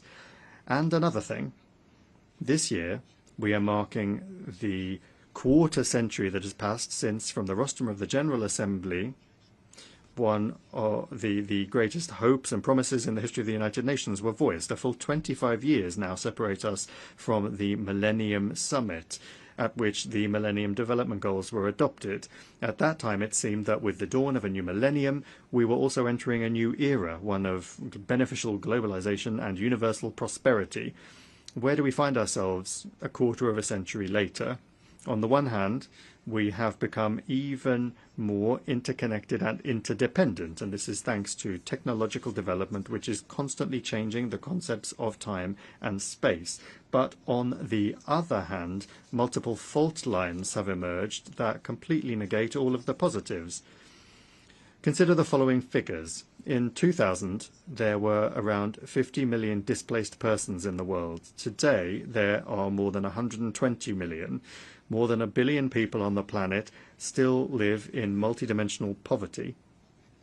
conflicts in Ukraine, Palestine, Syria, post-war syndrome in Afghanistan, Iraq, Libya, and a number of other countries that is preventing the peoples of those countries embarking on the path of recovery, large-scale military action against sovereign countries outside of any legal framework, trillions of dollars spent on mindless militarization. This is where we've ended up 25 years on instead of those hopes. Just consider the 6.5 decades of the economic blockade of Cuba, which has also been completely unjustifiably declared a sponsor of terrorism. And in the same vein is the story about some kind of drug threat from Venezuela, which is completely unfounded and unacceptable. Is this really the result that the UN system was striving for 25 years ago? So why did the expectations and hopes of the beginning of the millennium not come true? In this regard, the words of the president of Belarus spoken at that Millennium Summit proved prophetic. For many centuries, a small group of states has determined the fate of the world, viewing other nations as peoples as a disenfranchised mass. The past quarter century has shown that many in the West have been unable to abandon their centuries-old mentality. As a result, the West has not become a leader in the process of change, but rather a source of threats and losses. Certain Western elites that are accustomed to living for centuries at the expense of others continue to exhibit a colonial mindset, albeit a modernized one. It's no surprise that even today they continue to display arrogance and power that they exert over developing countries, which was characteristic of colonial times. Our African friends can speak very eloquently about colonial times, and incidentally they're calling for reparations as well for the harm caused by the West. Over the past quarter of a century, then, we have seen the West not working together to solve development problems, but rather imposing democracy and the weaponization of the economy.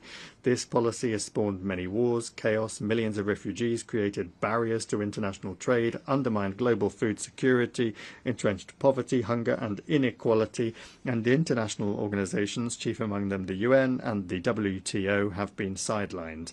That is why, in response to these negative trends, the idea of regionalization is becoming popular, and cooperation mechanisms that aren't linked to Western countries, such as, well, as I already mentioned, the BRICS, SCO, ASEAN, CIS, the League of Arab States and the African Union, they're growing and strengthening.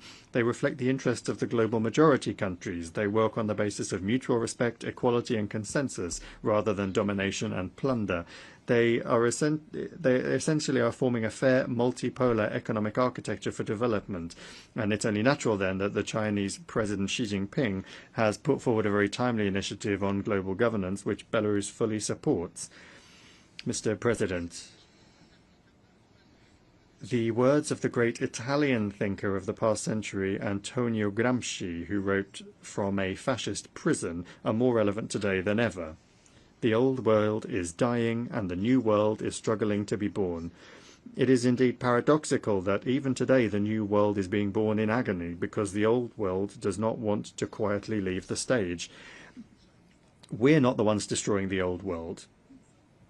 The West itself is doing a perfectly fine job of that, but we, the global majority, are trying to build a new one, and I would like to underscore that particularly. It's together. It is the key word from the theme of this General Assembly. We're doing this together with our like-minded partners. Thank you for your attention.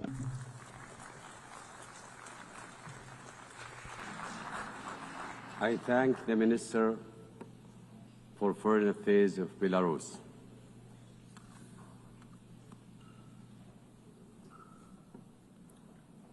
أعطي الكلمة الآن. I give the floor to His Excellency Mohammed Salim Wild Marzouk, Minister for Foreign Affairs, African Cooperation and Mauritanians Abroad of Mauritania.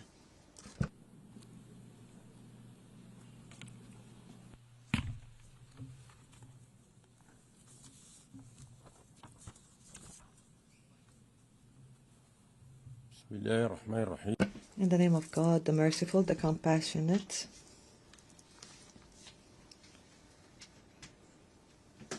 Your Excellency, Mr. President, Your Majesties, Excellencies and Highnesses, His Excellency Antonio Guterres, Secretary General of the UN, Your Excellencies, ladies and gentlemen, may God, peace, mercy and blessings be upon you.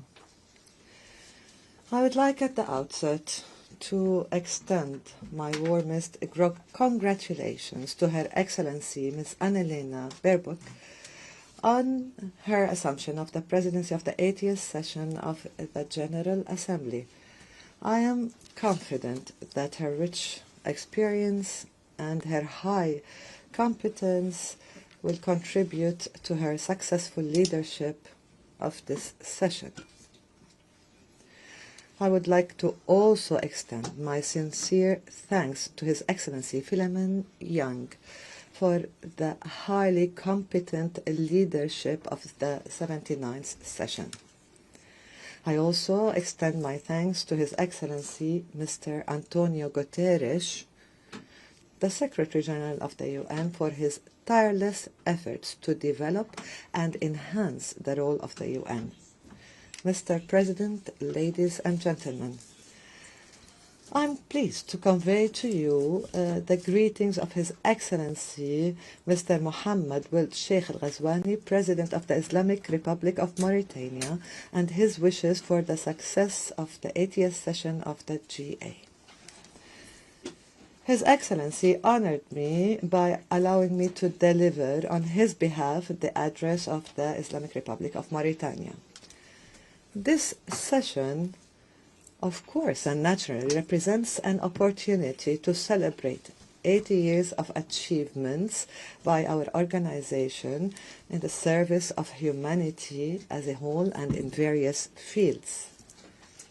But it is also an opportunity to objectively diagnose the major shortcomings and deficiencies that have characterize this or that aspect of the UN's journey over the past 8 decades. In this context, it is clear that our world today consists of two contrasting realms, two contrasting worlds. One is rapidly advancing toward the fourth industrial revolution and artificial intelligence, while the other remains hostage to poverty and marginalization. This gap, this ever-widening gap, particularly in view of the current context of growing conflicts and wars, this gap presents a difficult test to humanity. It requires us to unite our efforts to devise solutions that are capable of narrowing this gap by achieving just and comprehensive human-centered development and the right of every human to a dignified life. The theme of our session today reflects and accurately captures this noble goal. Better together, 80 years and more for peace, development, and human rights. Mr. President, ladies and gentlemen, the session is convened amidst a global context that is extremely complex and challenging. We see tensions, wars, conflicts that are escalating in various regions. We see also the exacerbating effects of terrorist threats and natural disasters resulting from climate change. Human suffering is increasing, and the humanitarian burdens on entire populations are multiplying.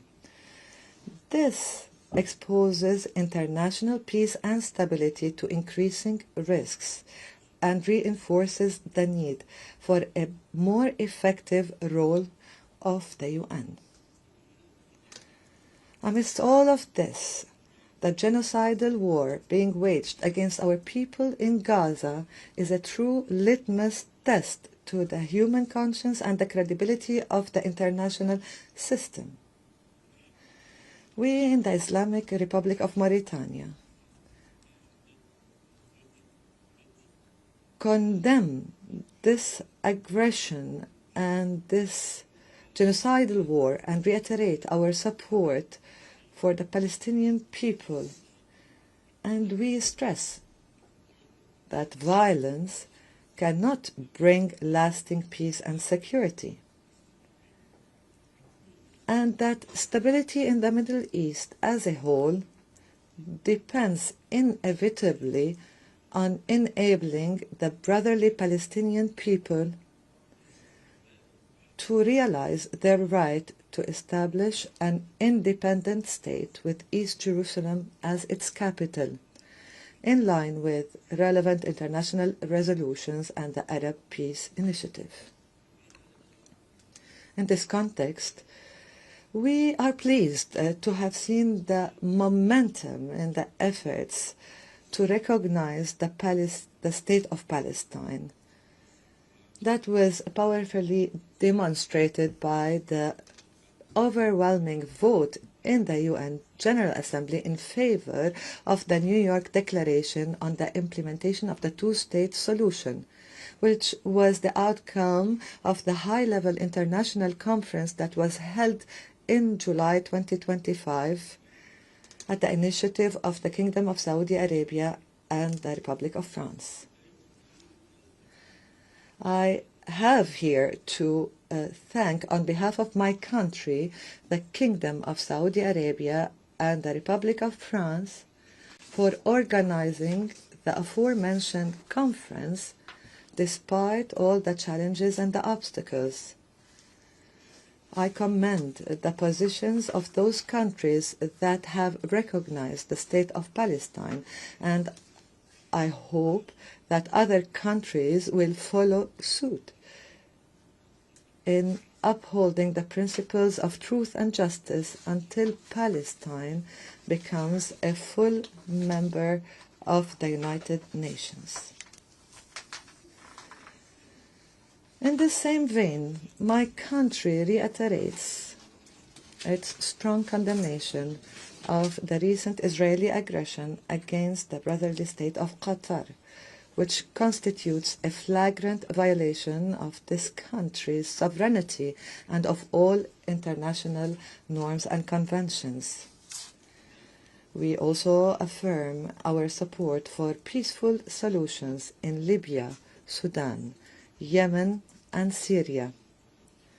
We support all international efforts regarding Western Sahara, and we call for a negotiated end to the Russia-Ukraine war to spare the world further tragedies. At the same time, we commend the peace agreements between Rwanda and the Democratic Republic of Congo on the one hand, and between Pakistan and India on the other. Mr. President, ladies and gentlemen, in a world where conflicts, poverty, disease, climate change are burdening humanity, the need is more urgent for more just and effective international and global political, economic, and health governance that places and prioritizes human life and dignity. This can only be achieved through a balanced reform that restores confidence in the United Nations and renders the organization more capable of fulfilling its noble purposes and goals of safeguarding peace and security and building a more equitable world. Accordingly, my country renews its commitment to the legitimate demands of our African continent as set out in the Eswatini Consensus for equitable representation in global governance structures. We call the international community to support developing countries in addressing challenges of food security, climate change, the problem of debt, and to support their efforts towards achieving the Sustainable Development Goals. Madam President, ladies and gentlemen, the Islamic Republic of Mauritania places a high priority on the strengthening of the rule of law and good governance, the consolidation of values of justice and equality as its top priority.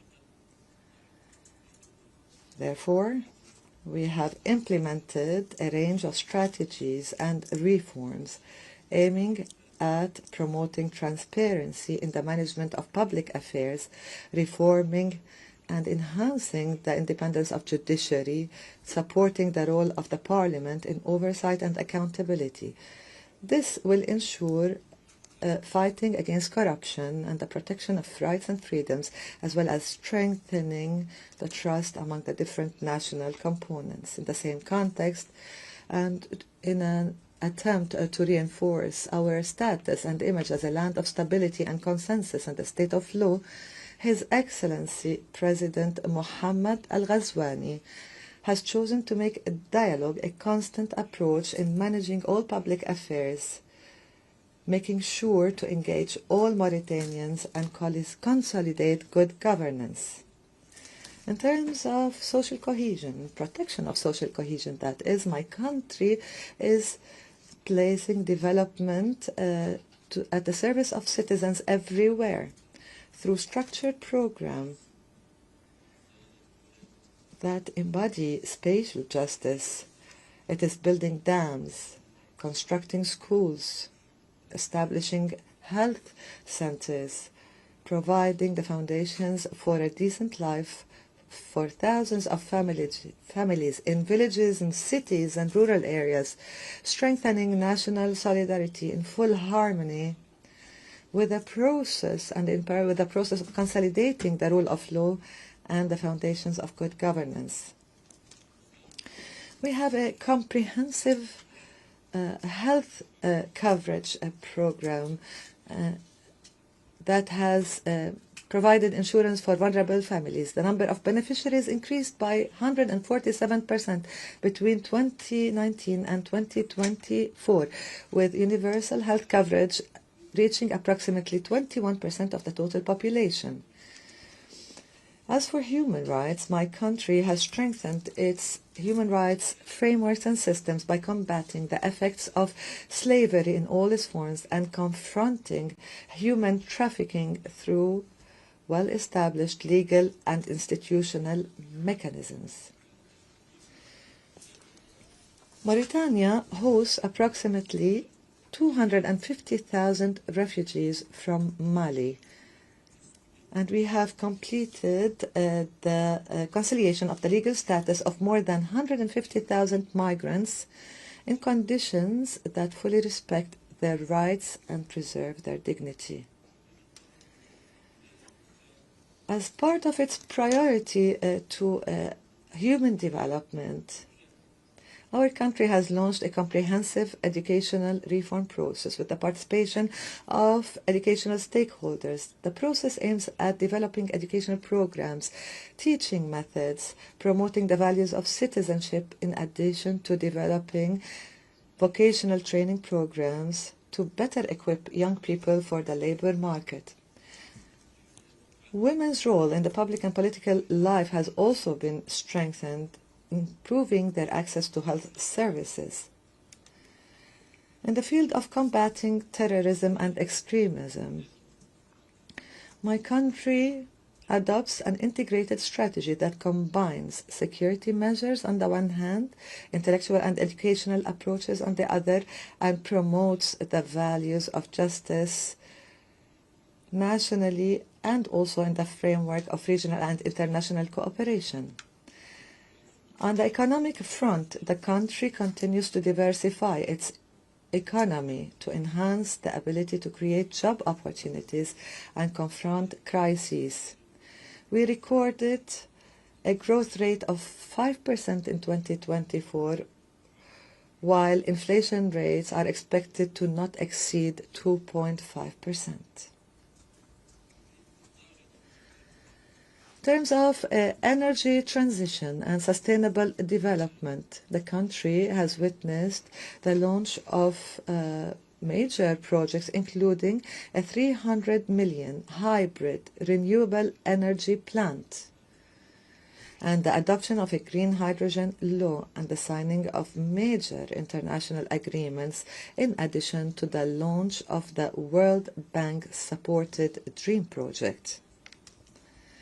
Our efforts continue also to combat desertification and preserve biodiversity, and we look forward to actively participate in the COP30 Climate Summit in Brazil and to advance the fulfillment of international commitments to reduce emissions and finance climate change adaptation.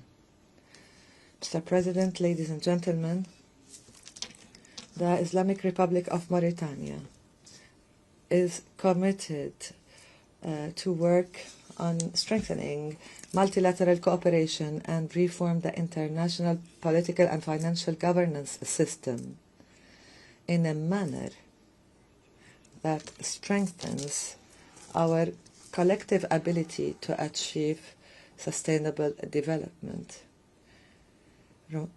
Mauritania will remain faithful to its approach to contribute to the promotion of regional and international peace and security, to diversify and consolidate its partnerships, to address the various challenges facing our country, our continent, and the world as a whole on a path to achieving a safe and dignified life for all.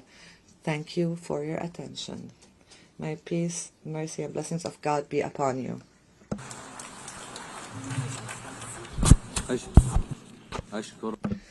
I thank His Excellency, Minister for Foreign Affairs, African Cooperation and Mauritanians Abroad of Mauritania.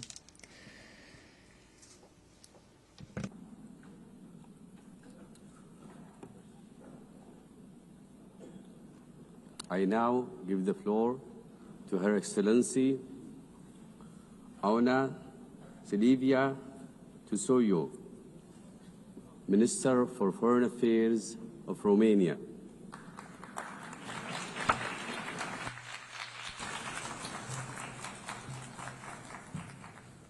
Excellencies, our very presence here today, representing our countries together in the same room, part of the same conversation, is in itself a deep expression of our commitment to multilateralism. What is also now important is that this is a place for our hopes and our trust in the framework provided by the United Nations. Romania stands firmly by the United Nations as we mark 80 years since its creation and 70 years since we joined. And yes, we do celebrate, and we are proud of both our membership and the history, the mission, and the work of this organization. But we also have a duty to see what works, to see also what does not work, and to act accordingly. We are living in troubled times, without precedent in history. People say that we want to prevent war, but war is very near to us. People say that we want to live under the reign of international law, but the world assists impassively to its repeated violation. I have heard similar statements many times in the interventions here of world leaders in the United Nations plenary, that we live and we face unprecedented times. However, the phrase that I just mentioned does not belong to me, and it is not about 2025. It was said by another Romanian Minister of Foreign Affairs, almost a century ago, by the Romanian diplomat Nicolae Titulescu, twice President of the General Assembly of the League of Nations. He was himself an advocate of collective security, speaking to the world in an attempt to prevent the escalation towards war, in an attempt to ensure that multilateralism has the power to fulfill a vision for peace. We all know here what is the history of the League of Nations, but we also know here that we must not repeat it. The United Nations must not share the same fate. Today, the world does not assist impassively. The world is here, present, involved, committed to peace efforts. We are here to ensure that aggressors can no longer replace the rule of law with the rule of the mighty. Romania remains a staunch supporter of international law. We lead in promoting the universal jurisdiction of the International Court of Justice. This is particularly so after the International Court of Justice rendered its advisory opinion on the obligation of states in respect of climate change this July. We call on the states here today to join the declaration of promoting the universal jurisdiction of the ICJ launched by Romania. Looking at the international peace and security, our aspirations remain the same as those of Titulescu, remain the same as those that were 80 years ago, 70 years ago. For almost 4 years, we have been witnessing a fully fledged war of aggression against Ukraine, started by Russia, uninvited and unprovoked. A war that has unleashed the greatest security crisis in Europe in recent history and challenged the rule-based international order. We must respond to that challenge. The latest violations of the sovereign airspace of Poland, Estonia, Denmark, and of my country, Romania, by reckless actions aimed to provoke, were condemned by many other countries here in New York at the UN Security Council, and we are grateful for that. We once again proved together that provocations meant to destabilize our alliances and to put pressure on our unity have achieved the exact opposite. Any common challenge unites us more. We know and reaffirm that we are stronger together, that the prosperity of any of us is based on the security of all of us. The war in Ukraine, which is carried out both conventionally and hybrid by Russia and its allies, potentially might affect the maritime security in the Black Sea area, and it challenges already the resilience of the neighboring states. We, the United Nations, must act with the conviction that a just and lasting peace in Ukraine is in everybody's interest.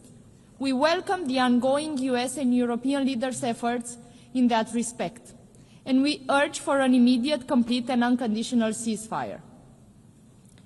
We also consider that the recent statements of President Donald Trump and that of European leaders are also an acceleration needed towards peace.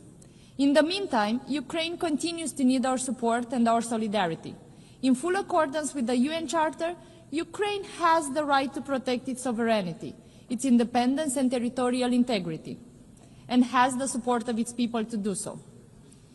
Romania's support has been substantial and multifaceted, and we will continue to stand with Ukraine for as long as it is needed, because their security, peace there, is also connected directly to our own security and prosperity. The government of Romania supports the pursuit of justice and accountability on the brutal war of aggression of the Russian Federation against Ukraine. Looking at the global map, we are also concerned about the escalation of tensions and conflicts in the Middle East. An immediate ceasefire in Gaza, the unconditional release of all hostages, as well as adequate humanitarian assistance, are merely the first steps towards a permanent end to hostilities. We fully support mediation efforts towards these goals. We also need to maintain a political horizon for the implementation of the two-state solution. Romania supports this approach for over 3 decades as the only viable basis towards a just, comprehensive and lasting peace in the Middle East. We also remain concerned about developments on the African continent, and we do reiterate our commitment to the stability of the region. A continent with such a large young population needs to give them the right to hope, to plan and build their future in peace. But there is a decrease of the UN peace and security footprint around the world in the exact time while conflicts sometimes have no end in sight. This is not only because of the expected effects of the reform triggered by the UN80 initiative. The reviewing process of the UN peace operations must respond better to current realities. Adaptability, local ownership, partnerships, including with regional organizations, are key attributes for such success. At the same time, conflict prevention and mediation should always come first, while the separation between the special political mission and peacekeeping operations should be eliminated to fully exploit synergies and capabilities. We need to rebuild trust in the mandates of the UN peacekeeping and UN political special missions. And that means action. From our perspective, there are already various instruments within the established UN framework to help maintain and restore the international peace and security, as it is our common mission. For example, the global nuclear non-proliferation regime is one such key instrument, and the constructive cooperation of the member states with the International Atomic Energy Agency is essential. That is why Romania has also resumed our role in its leadership. The Security Council reform should make further progress in terms of transparency, working methods, and representativity, in order to become more effective and consolidate its credibility beyond our small diplomatic circle. Successful steps have already been taken, such as the veto initiative, but more needs to be done. And let me be clear here, what am I referring to when I say more needs to be done? We need to act together and make sure that the aggressor doesn't have the power to veto anymore on the wars that it has started unprovoked and uninvited.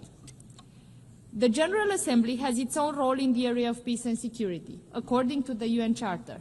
Its complementarity, its synergy with the Security Council must be put to good use. We welcome the recent consensus on the revitalization process, including with regard to the Secretary General's selection and appointment, one that we proudly co-facilitated. Closely linked is also the peace and security for ensuring international humanitarian response to emergencies. Romania supports the central coordinating role of the UN and the more consistent humanitarian diplomacy. We must ensure a fully effective, non-discriminatory and unhindered response to the needs of those affected, to the needs of those that are vulnerable now. At the same time, an integrated approach to humanitarian development and peace actions is key to leverage investments on the long run. Distinguished audience, we now come to another fundamental pillar of the UN, to fulfill a legitimate aspiration towards prosperous, sustainable and inclusive societies. We have shown political will, but will is not enough. Our actions do not suffice. Sustainable development cannot be achieved without peace and security, protection of human rights, as enshrined in all 17 SDGs, and adequate capacities and financial resources. Romania supports the effective official development assistance, as it is reflected in alignment to best standards in the field of OECD recommendations, as we also plan to join OECD next year. As we approach COP30, we must urgently address environmental degradation, including pollution and biodiversity loss. We are also committed to achieve climate neutrality by mid-century, and we join efforts to keep the 1.5 degrees Celsius target alive. Some consider this effort to be expensive, but it is way more expensive not to do it. We must accelerate a just energy transition and emission reduction while ensuring energy security. Romania already does so. And since climate change is a threat multiplier, Romania supports an integrated approach to the climate and security nexus within the UN system. We remain firmly committed to support sustainable development globally. We believe that investing in human capital, advancing green and digital transitions, and reinforcing institutional resilience are key pillars for long-term prosperity. We live in a digital age. Human rights must be upheld also online, especially because that is where we currently have the attention of most of the young people living in our countries and globally. The implementation of Global Digital Compact should ensure a human-centric, human rights-based approach to the digital future. We cannot leave it with no rules. Moreover, it should harness the achievements of the SDGs. Thirdly, let us look at the human rights pillar, starting with the Universal Declaration of Human Rights, also a spectacular example of women leadership in the United Nations. We have progressively built a complex system to ensure that the fundamental rights and freedoms are protected, respected, and fulfilled. Our shared values and goals are still not met, but we have the necessary means at our disposals. Romania believes we can succeed if we continue to uphold the universality, indivisibility, and interdependence of all human rights. We cannot dilute existing commitments. We cannot afford to accept pushbacks. We must ensure adequate, predictable, and sustainable funding for human rights. That is the only way. Each of us has the ability, but also the responsibility to act, since human rights, democracy, and the rule of law come hand in hand. Furthermore, the civic space is a vital component of resilient and democratic societies. We have witnessed this firsthand in Romania as well. It is essential that we rely on civil society. Romania advocates for the meaningful participation of civil society actors and human rights defenders in all UN human rights processes. The voices of youth must be heard. Gender equality in law, but also in practice, must remain a priority and is a priority for my country.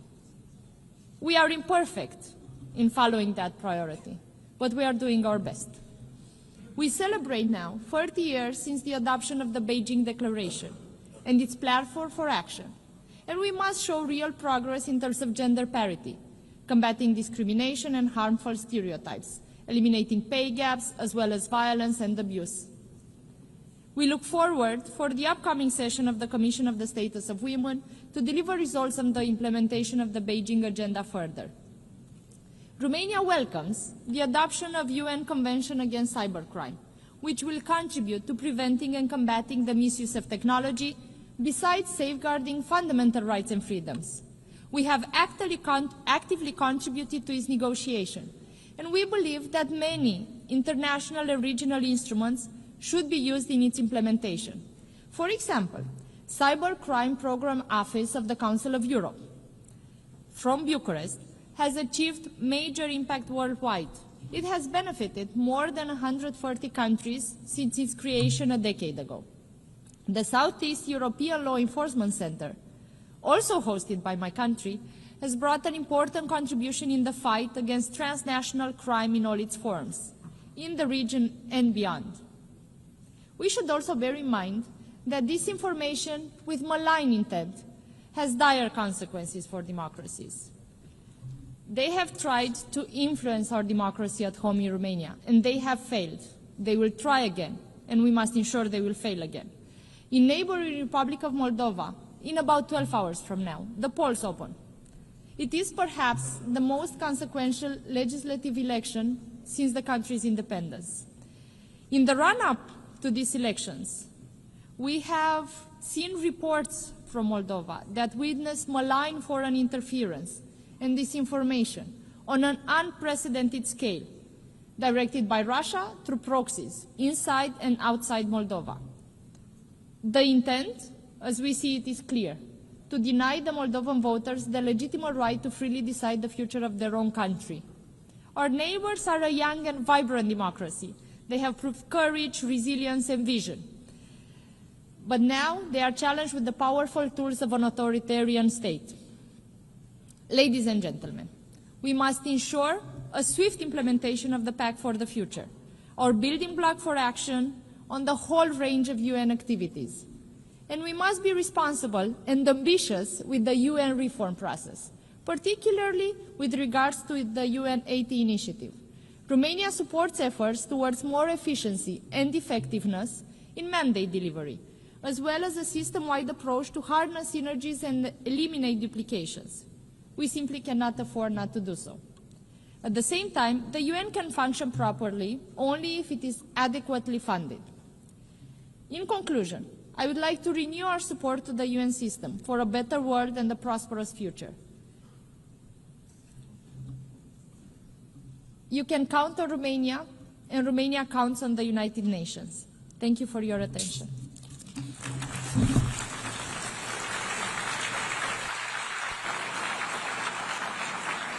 I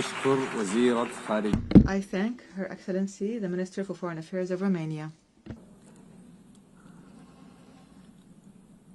I now give the floor to His Excellency Zehasak Wangiki Tikyu, Minister for Foreign Affairs of Thailand.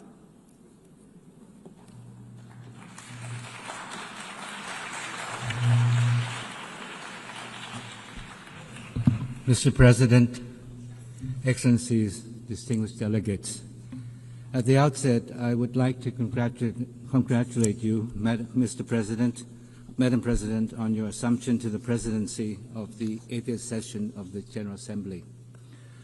Though I assumed office only a few days ago, my government made it a priority for me to be here today because we believe this moment matters.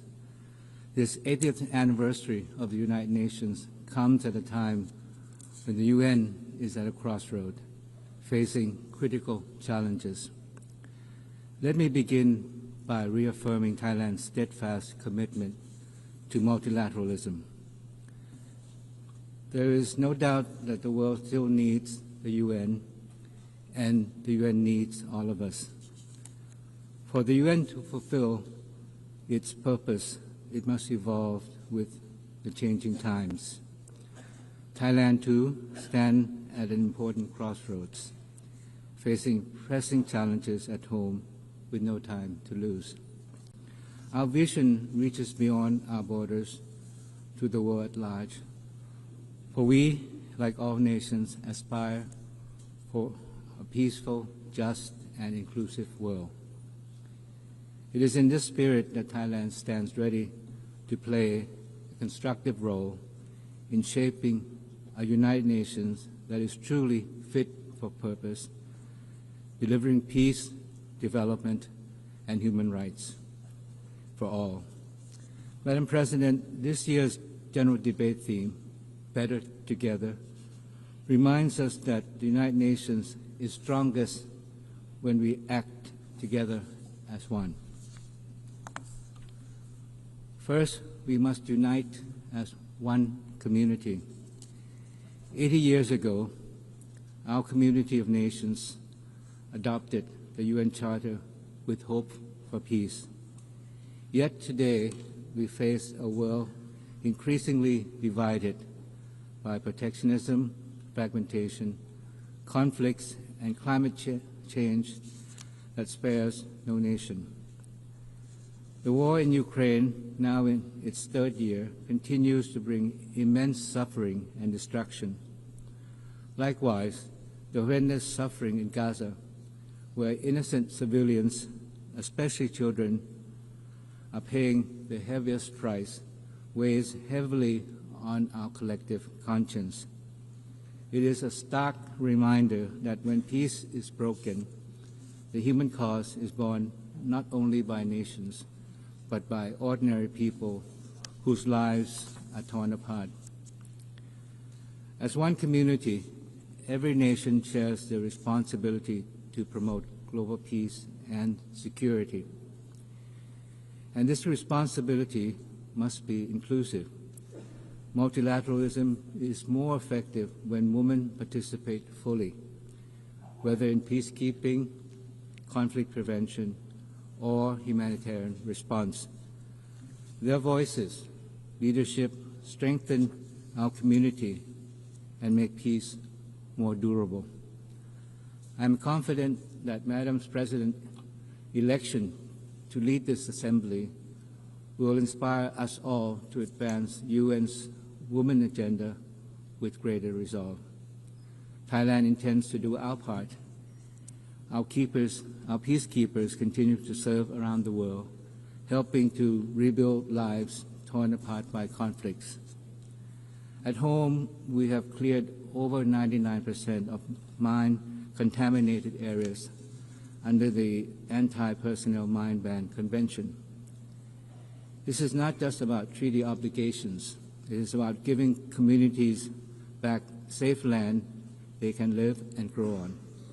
It is about fulfilling our duty to our people.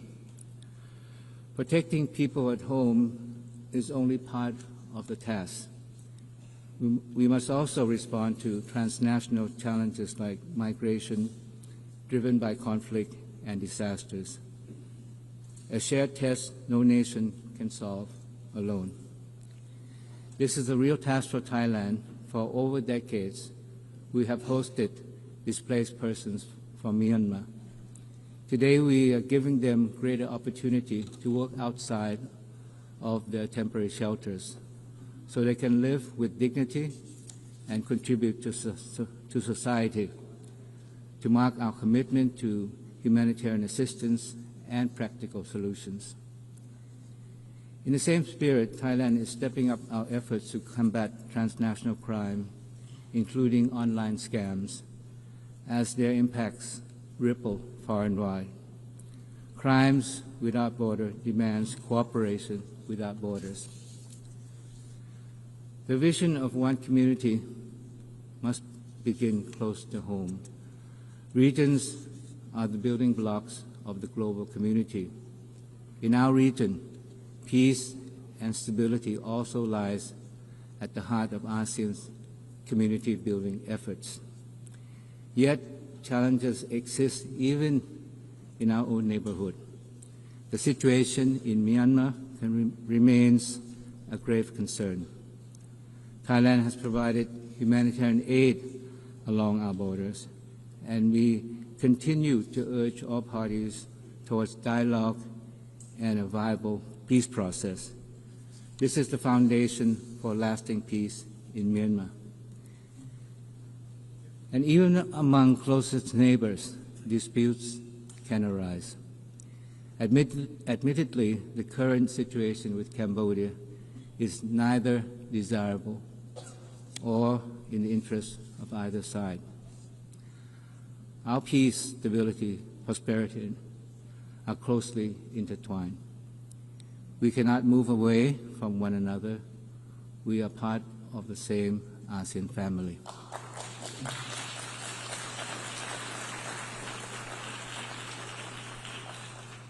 This morning, I intended to say something different and positive, reflecting hope for the future. But I had to rewrite the speech because of the most regrettable remarks by my Cambodian colleague. To my dismay, Cambodia continues to present itself as the victim. Time and time again, it has portrayed its own versions of the facts, which does not hold up to scrutiny because it is simply a distortion of the truth. We know that who are the real victims.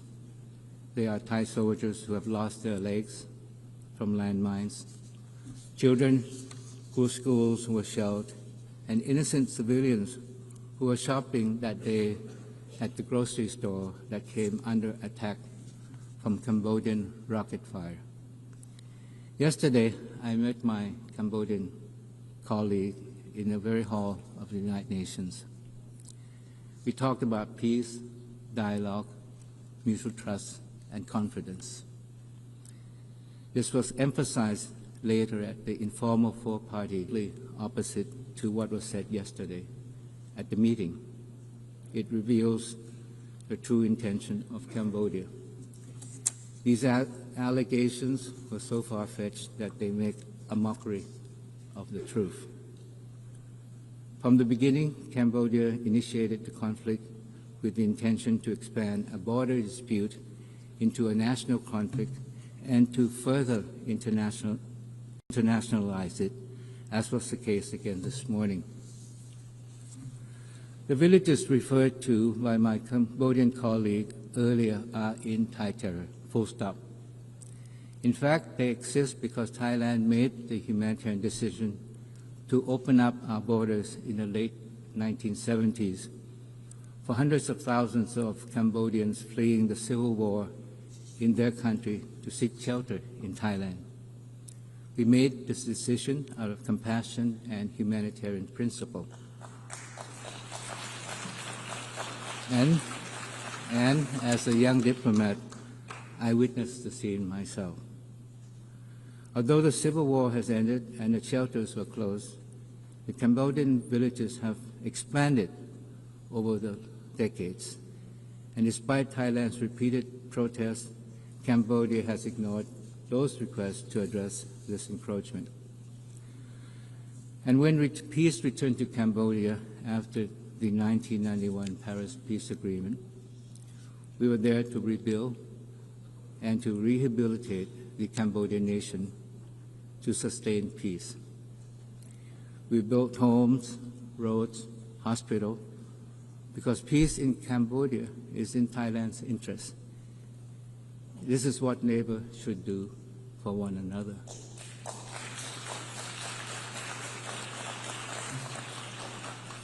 Mr. President, the ceasefire is still fragile. We must make it work. This demands commitment and sincere actions from both sides.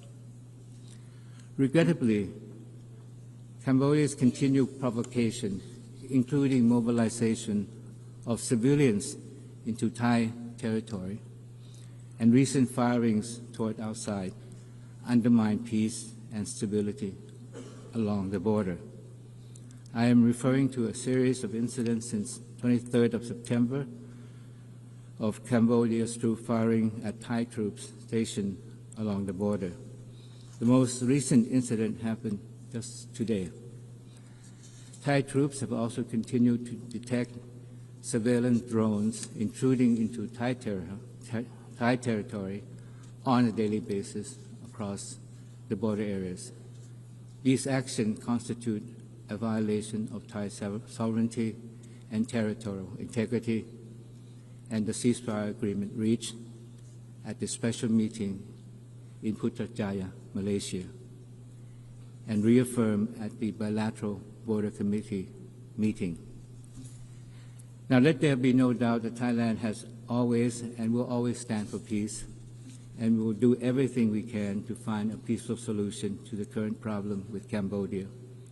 At the same time, Thailand will always stand firm and resolute in the defense of our sovereignty and territorial integrity. We urge Cambodia to work with us in resolving the differences through peaceful dialogue and existing mechanisms. Today, our two countries face a defining choice. As a close neighbor and as a friend, we must ask Cambodia which path they wish to take, the path of continued confrontation or the path of peace and cooperation. Thailand chooses the path of peace because we believe that the people of both countries deserve no less. But we really question whether it is the intention of Cambodia to join us in this pursuit for peace. For Thailand, dialogue, trust, and good faith are not just words, they are the way forward. We will continue to uphold these principles in our engagement with partners in ASEAN and beyond, including major powers, in pursuit of sustainable peace and shared prosperity. To speak of one community, Mr. President, is to reaffirm that we are bound by shared principles that everyone is born free and equal in dignity and rights. As a member of the Human Rights Council for 2025-2027 and chair of the Third Committee of the General Assembly, Thailand is committed to promote and protect human rights for all. For us, it is not just about holding a seat at the table. It is about making a real difference in people's lives, the lives of those caught in conflict, those living with disabilities, and those who are often left behind. Advancing the rights of women and girls is also central to this effort. Equal participation and freedom from violence and discrimination are not just human rights, they are the foundation of just and resilient societies. Health is another fundamental right that cannot be overstated. Ensuring access to care is not only about saving lives, it is about giving every person the chance to live with dignity and security. This is why Thailand champions the right to health at home and globally. Our universal health coverage and village health volunteers put people first so that no one is left behind and every community is given the tools to thrive. Thailand is also contributing to global efforts on non-communicable diseases and pandemic preparedness, including through the WHO pandemic agreement. We do not know when the next pandemic will strike, and only by working together can we be prepared and ready. Mr. President, peace and human rights cannot stand without sustainable development. Yet today, development is under threat from rising protectionism, tariffs, and trade barriers may serve short-term interests, but they hurt us all in the long run and divide us when we need the most solidarity.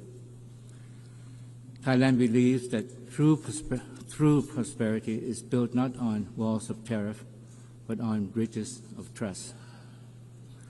Our path forward is open and fair trade, rooted in people-centered and inclusive development. But sustainable development is not just growth. It is about values and balance between progress and preservation. That's why Thailand's sufficiency economy philosophy, built on balance, Resilience, moderation has guided our development journey. It reminds us that true progress must empower people while protecting the planet. With only 5 years left to achieve the SDGs, we must strengthen partnership at all levels and confront the inequalities and financing gap that still hold back our common future. At the same time, we must never forget that the planet lies at the core of sustainable development. Climate change, the overarching threat of our time, is widening the gap between the haves and have-nots. Without stronger support for those most affected, we will fail both our people and our planet. As the UN turns 80, our task is simple but profound: to come together under one dedication. We are all bound by ideals, norms, and principles of the UN Charter. But the world has changed dramatically. Renewing our dedication to multilateralism is no longer optional. But the truth is, the history of the UN is filled with promises made but not kept. Each unfulfilled pledge erodes the credibility and weakens global trust. If the UN is to remain at the heart of multilateralism, we cannot afford to repeat this cycle. That is why the Pact for the Future adopted last year must become a blueprint for action. To deliver meaningful progress, our national actions must match our collective pledges. But for the UN to effectively deliver on its task, it must be equipped with the resources it needs. We must ensure that the UN has the means to achieve the ends it has been mandated to undertake, so that the UN can remain a driving force for peace and development. Mr. President, as we seek to rebuild, reinvigorate, and reform the UN, we must be guided by the vision of one future. For the UN to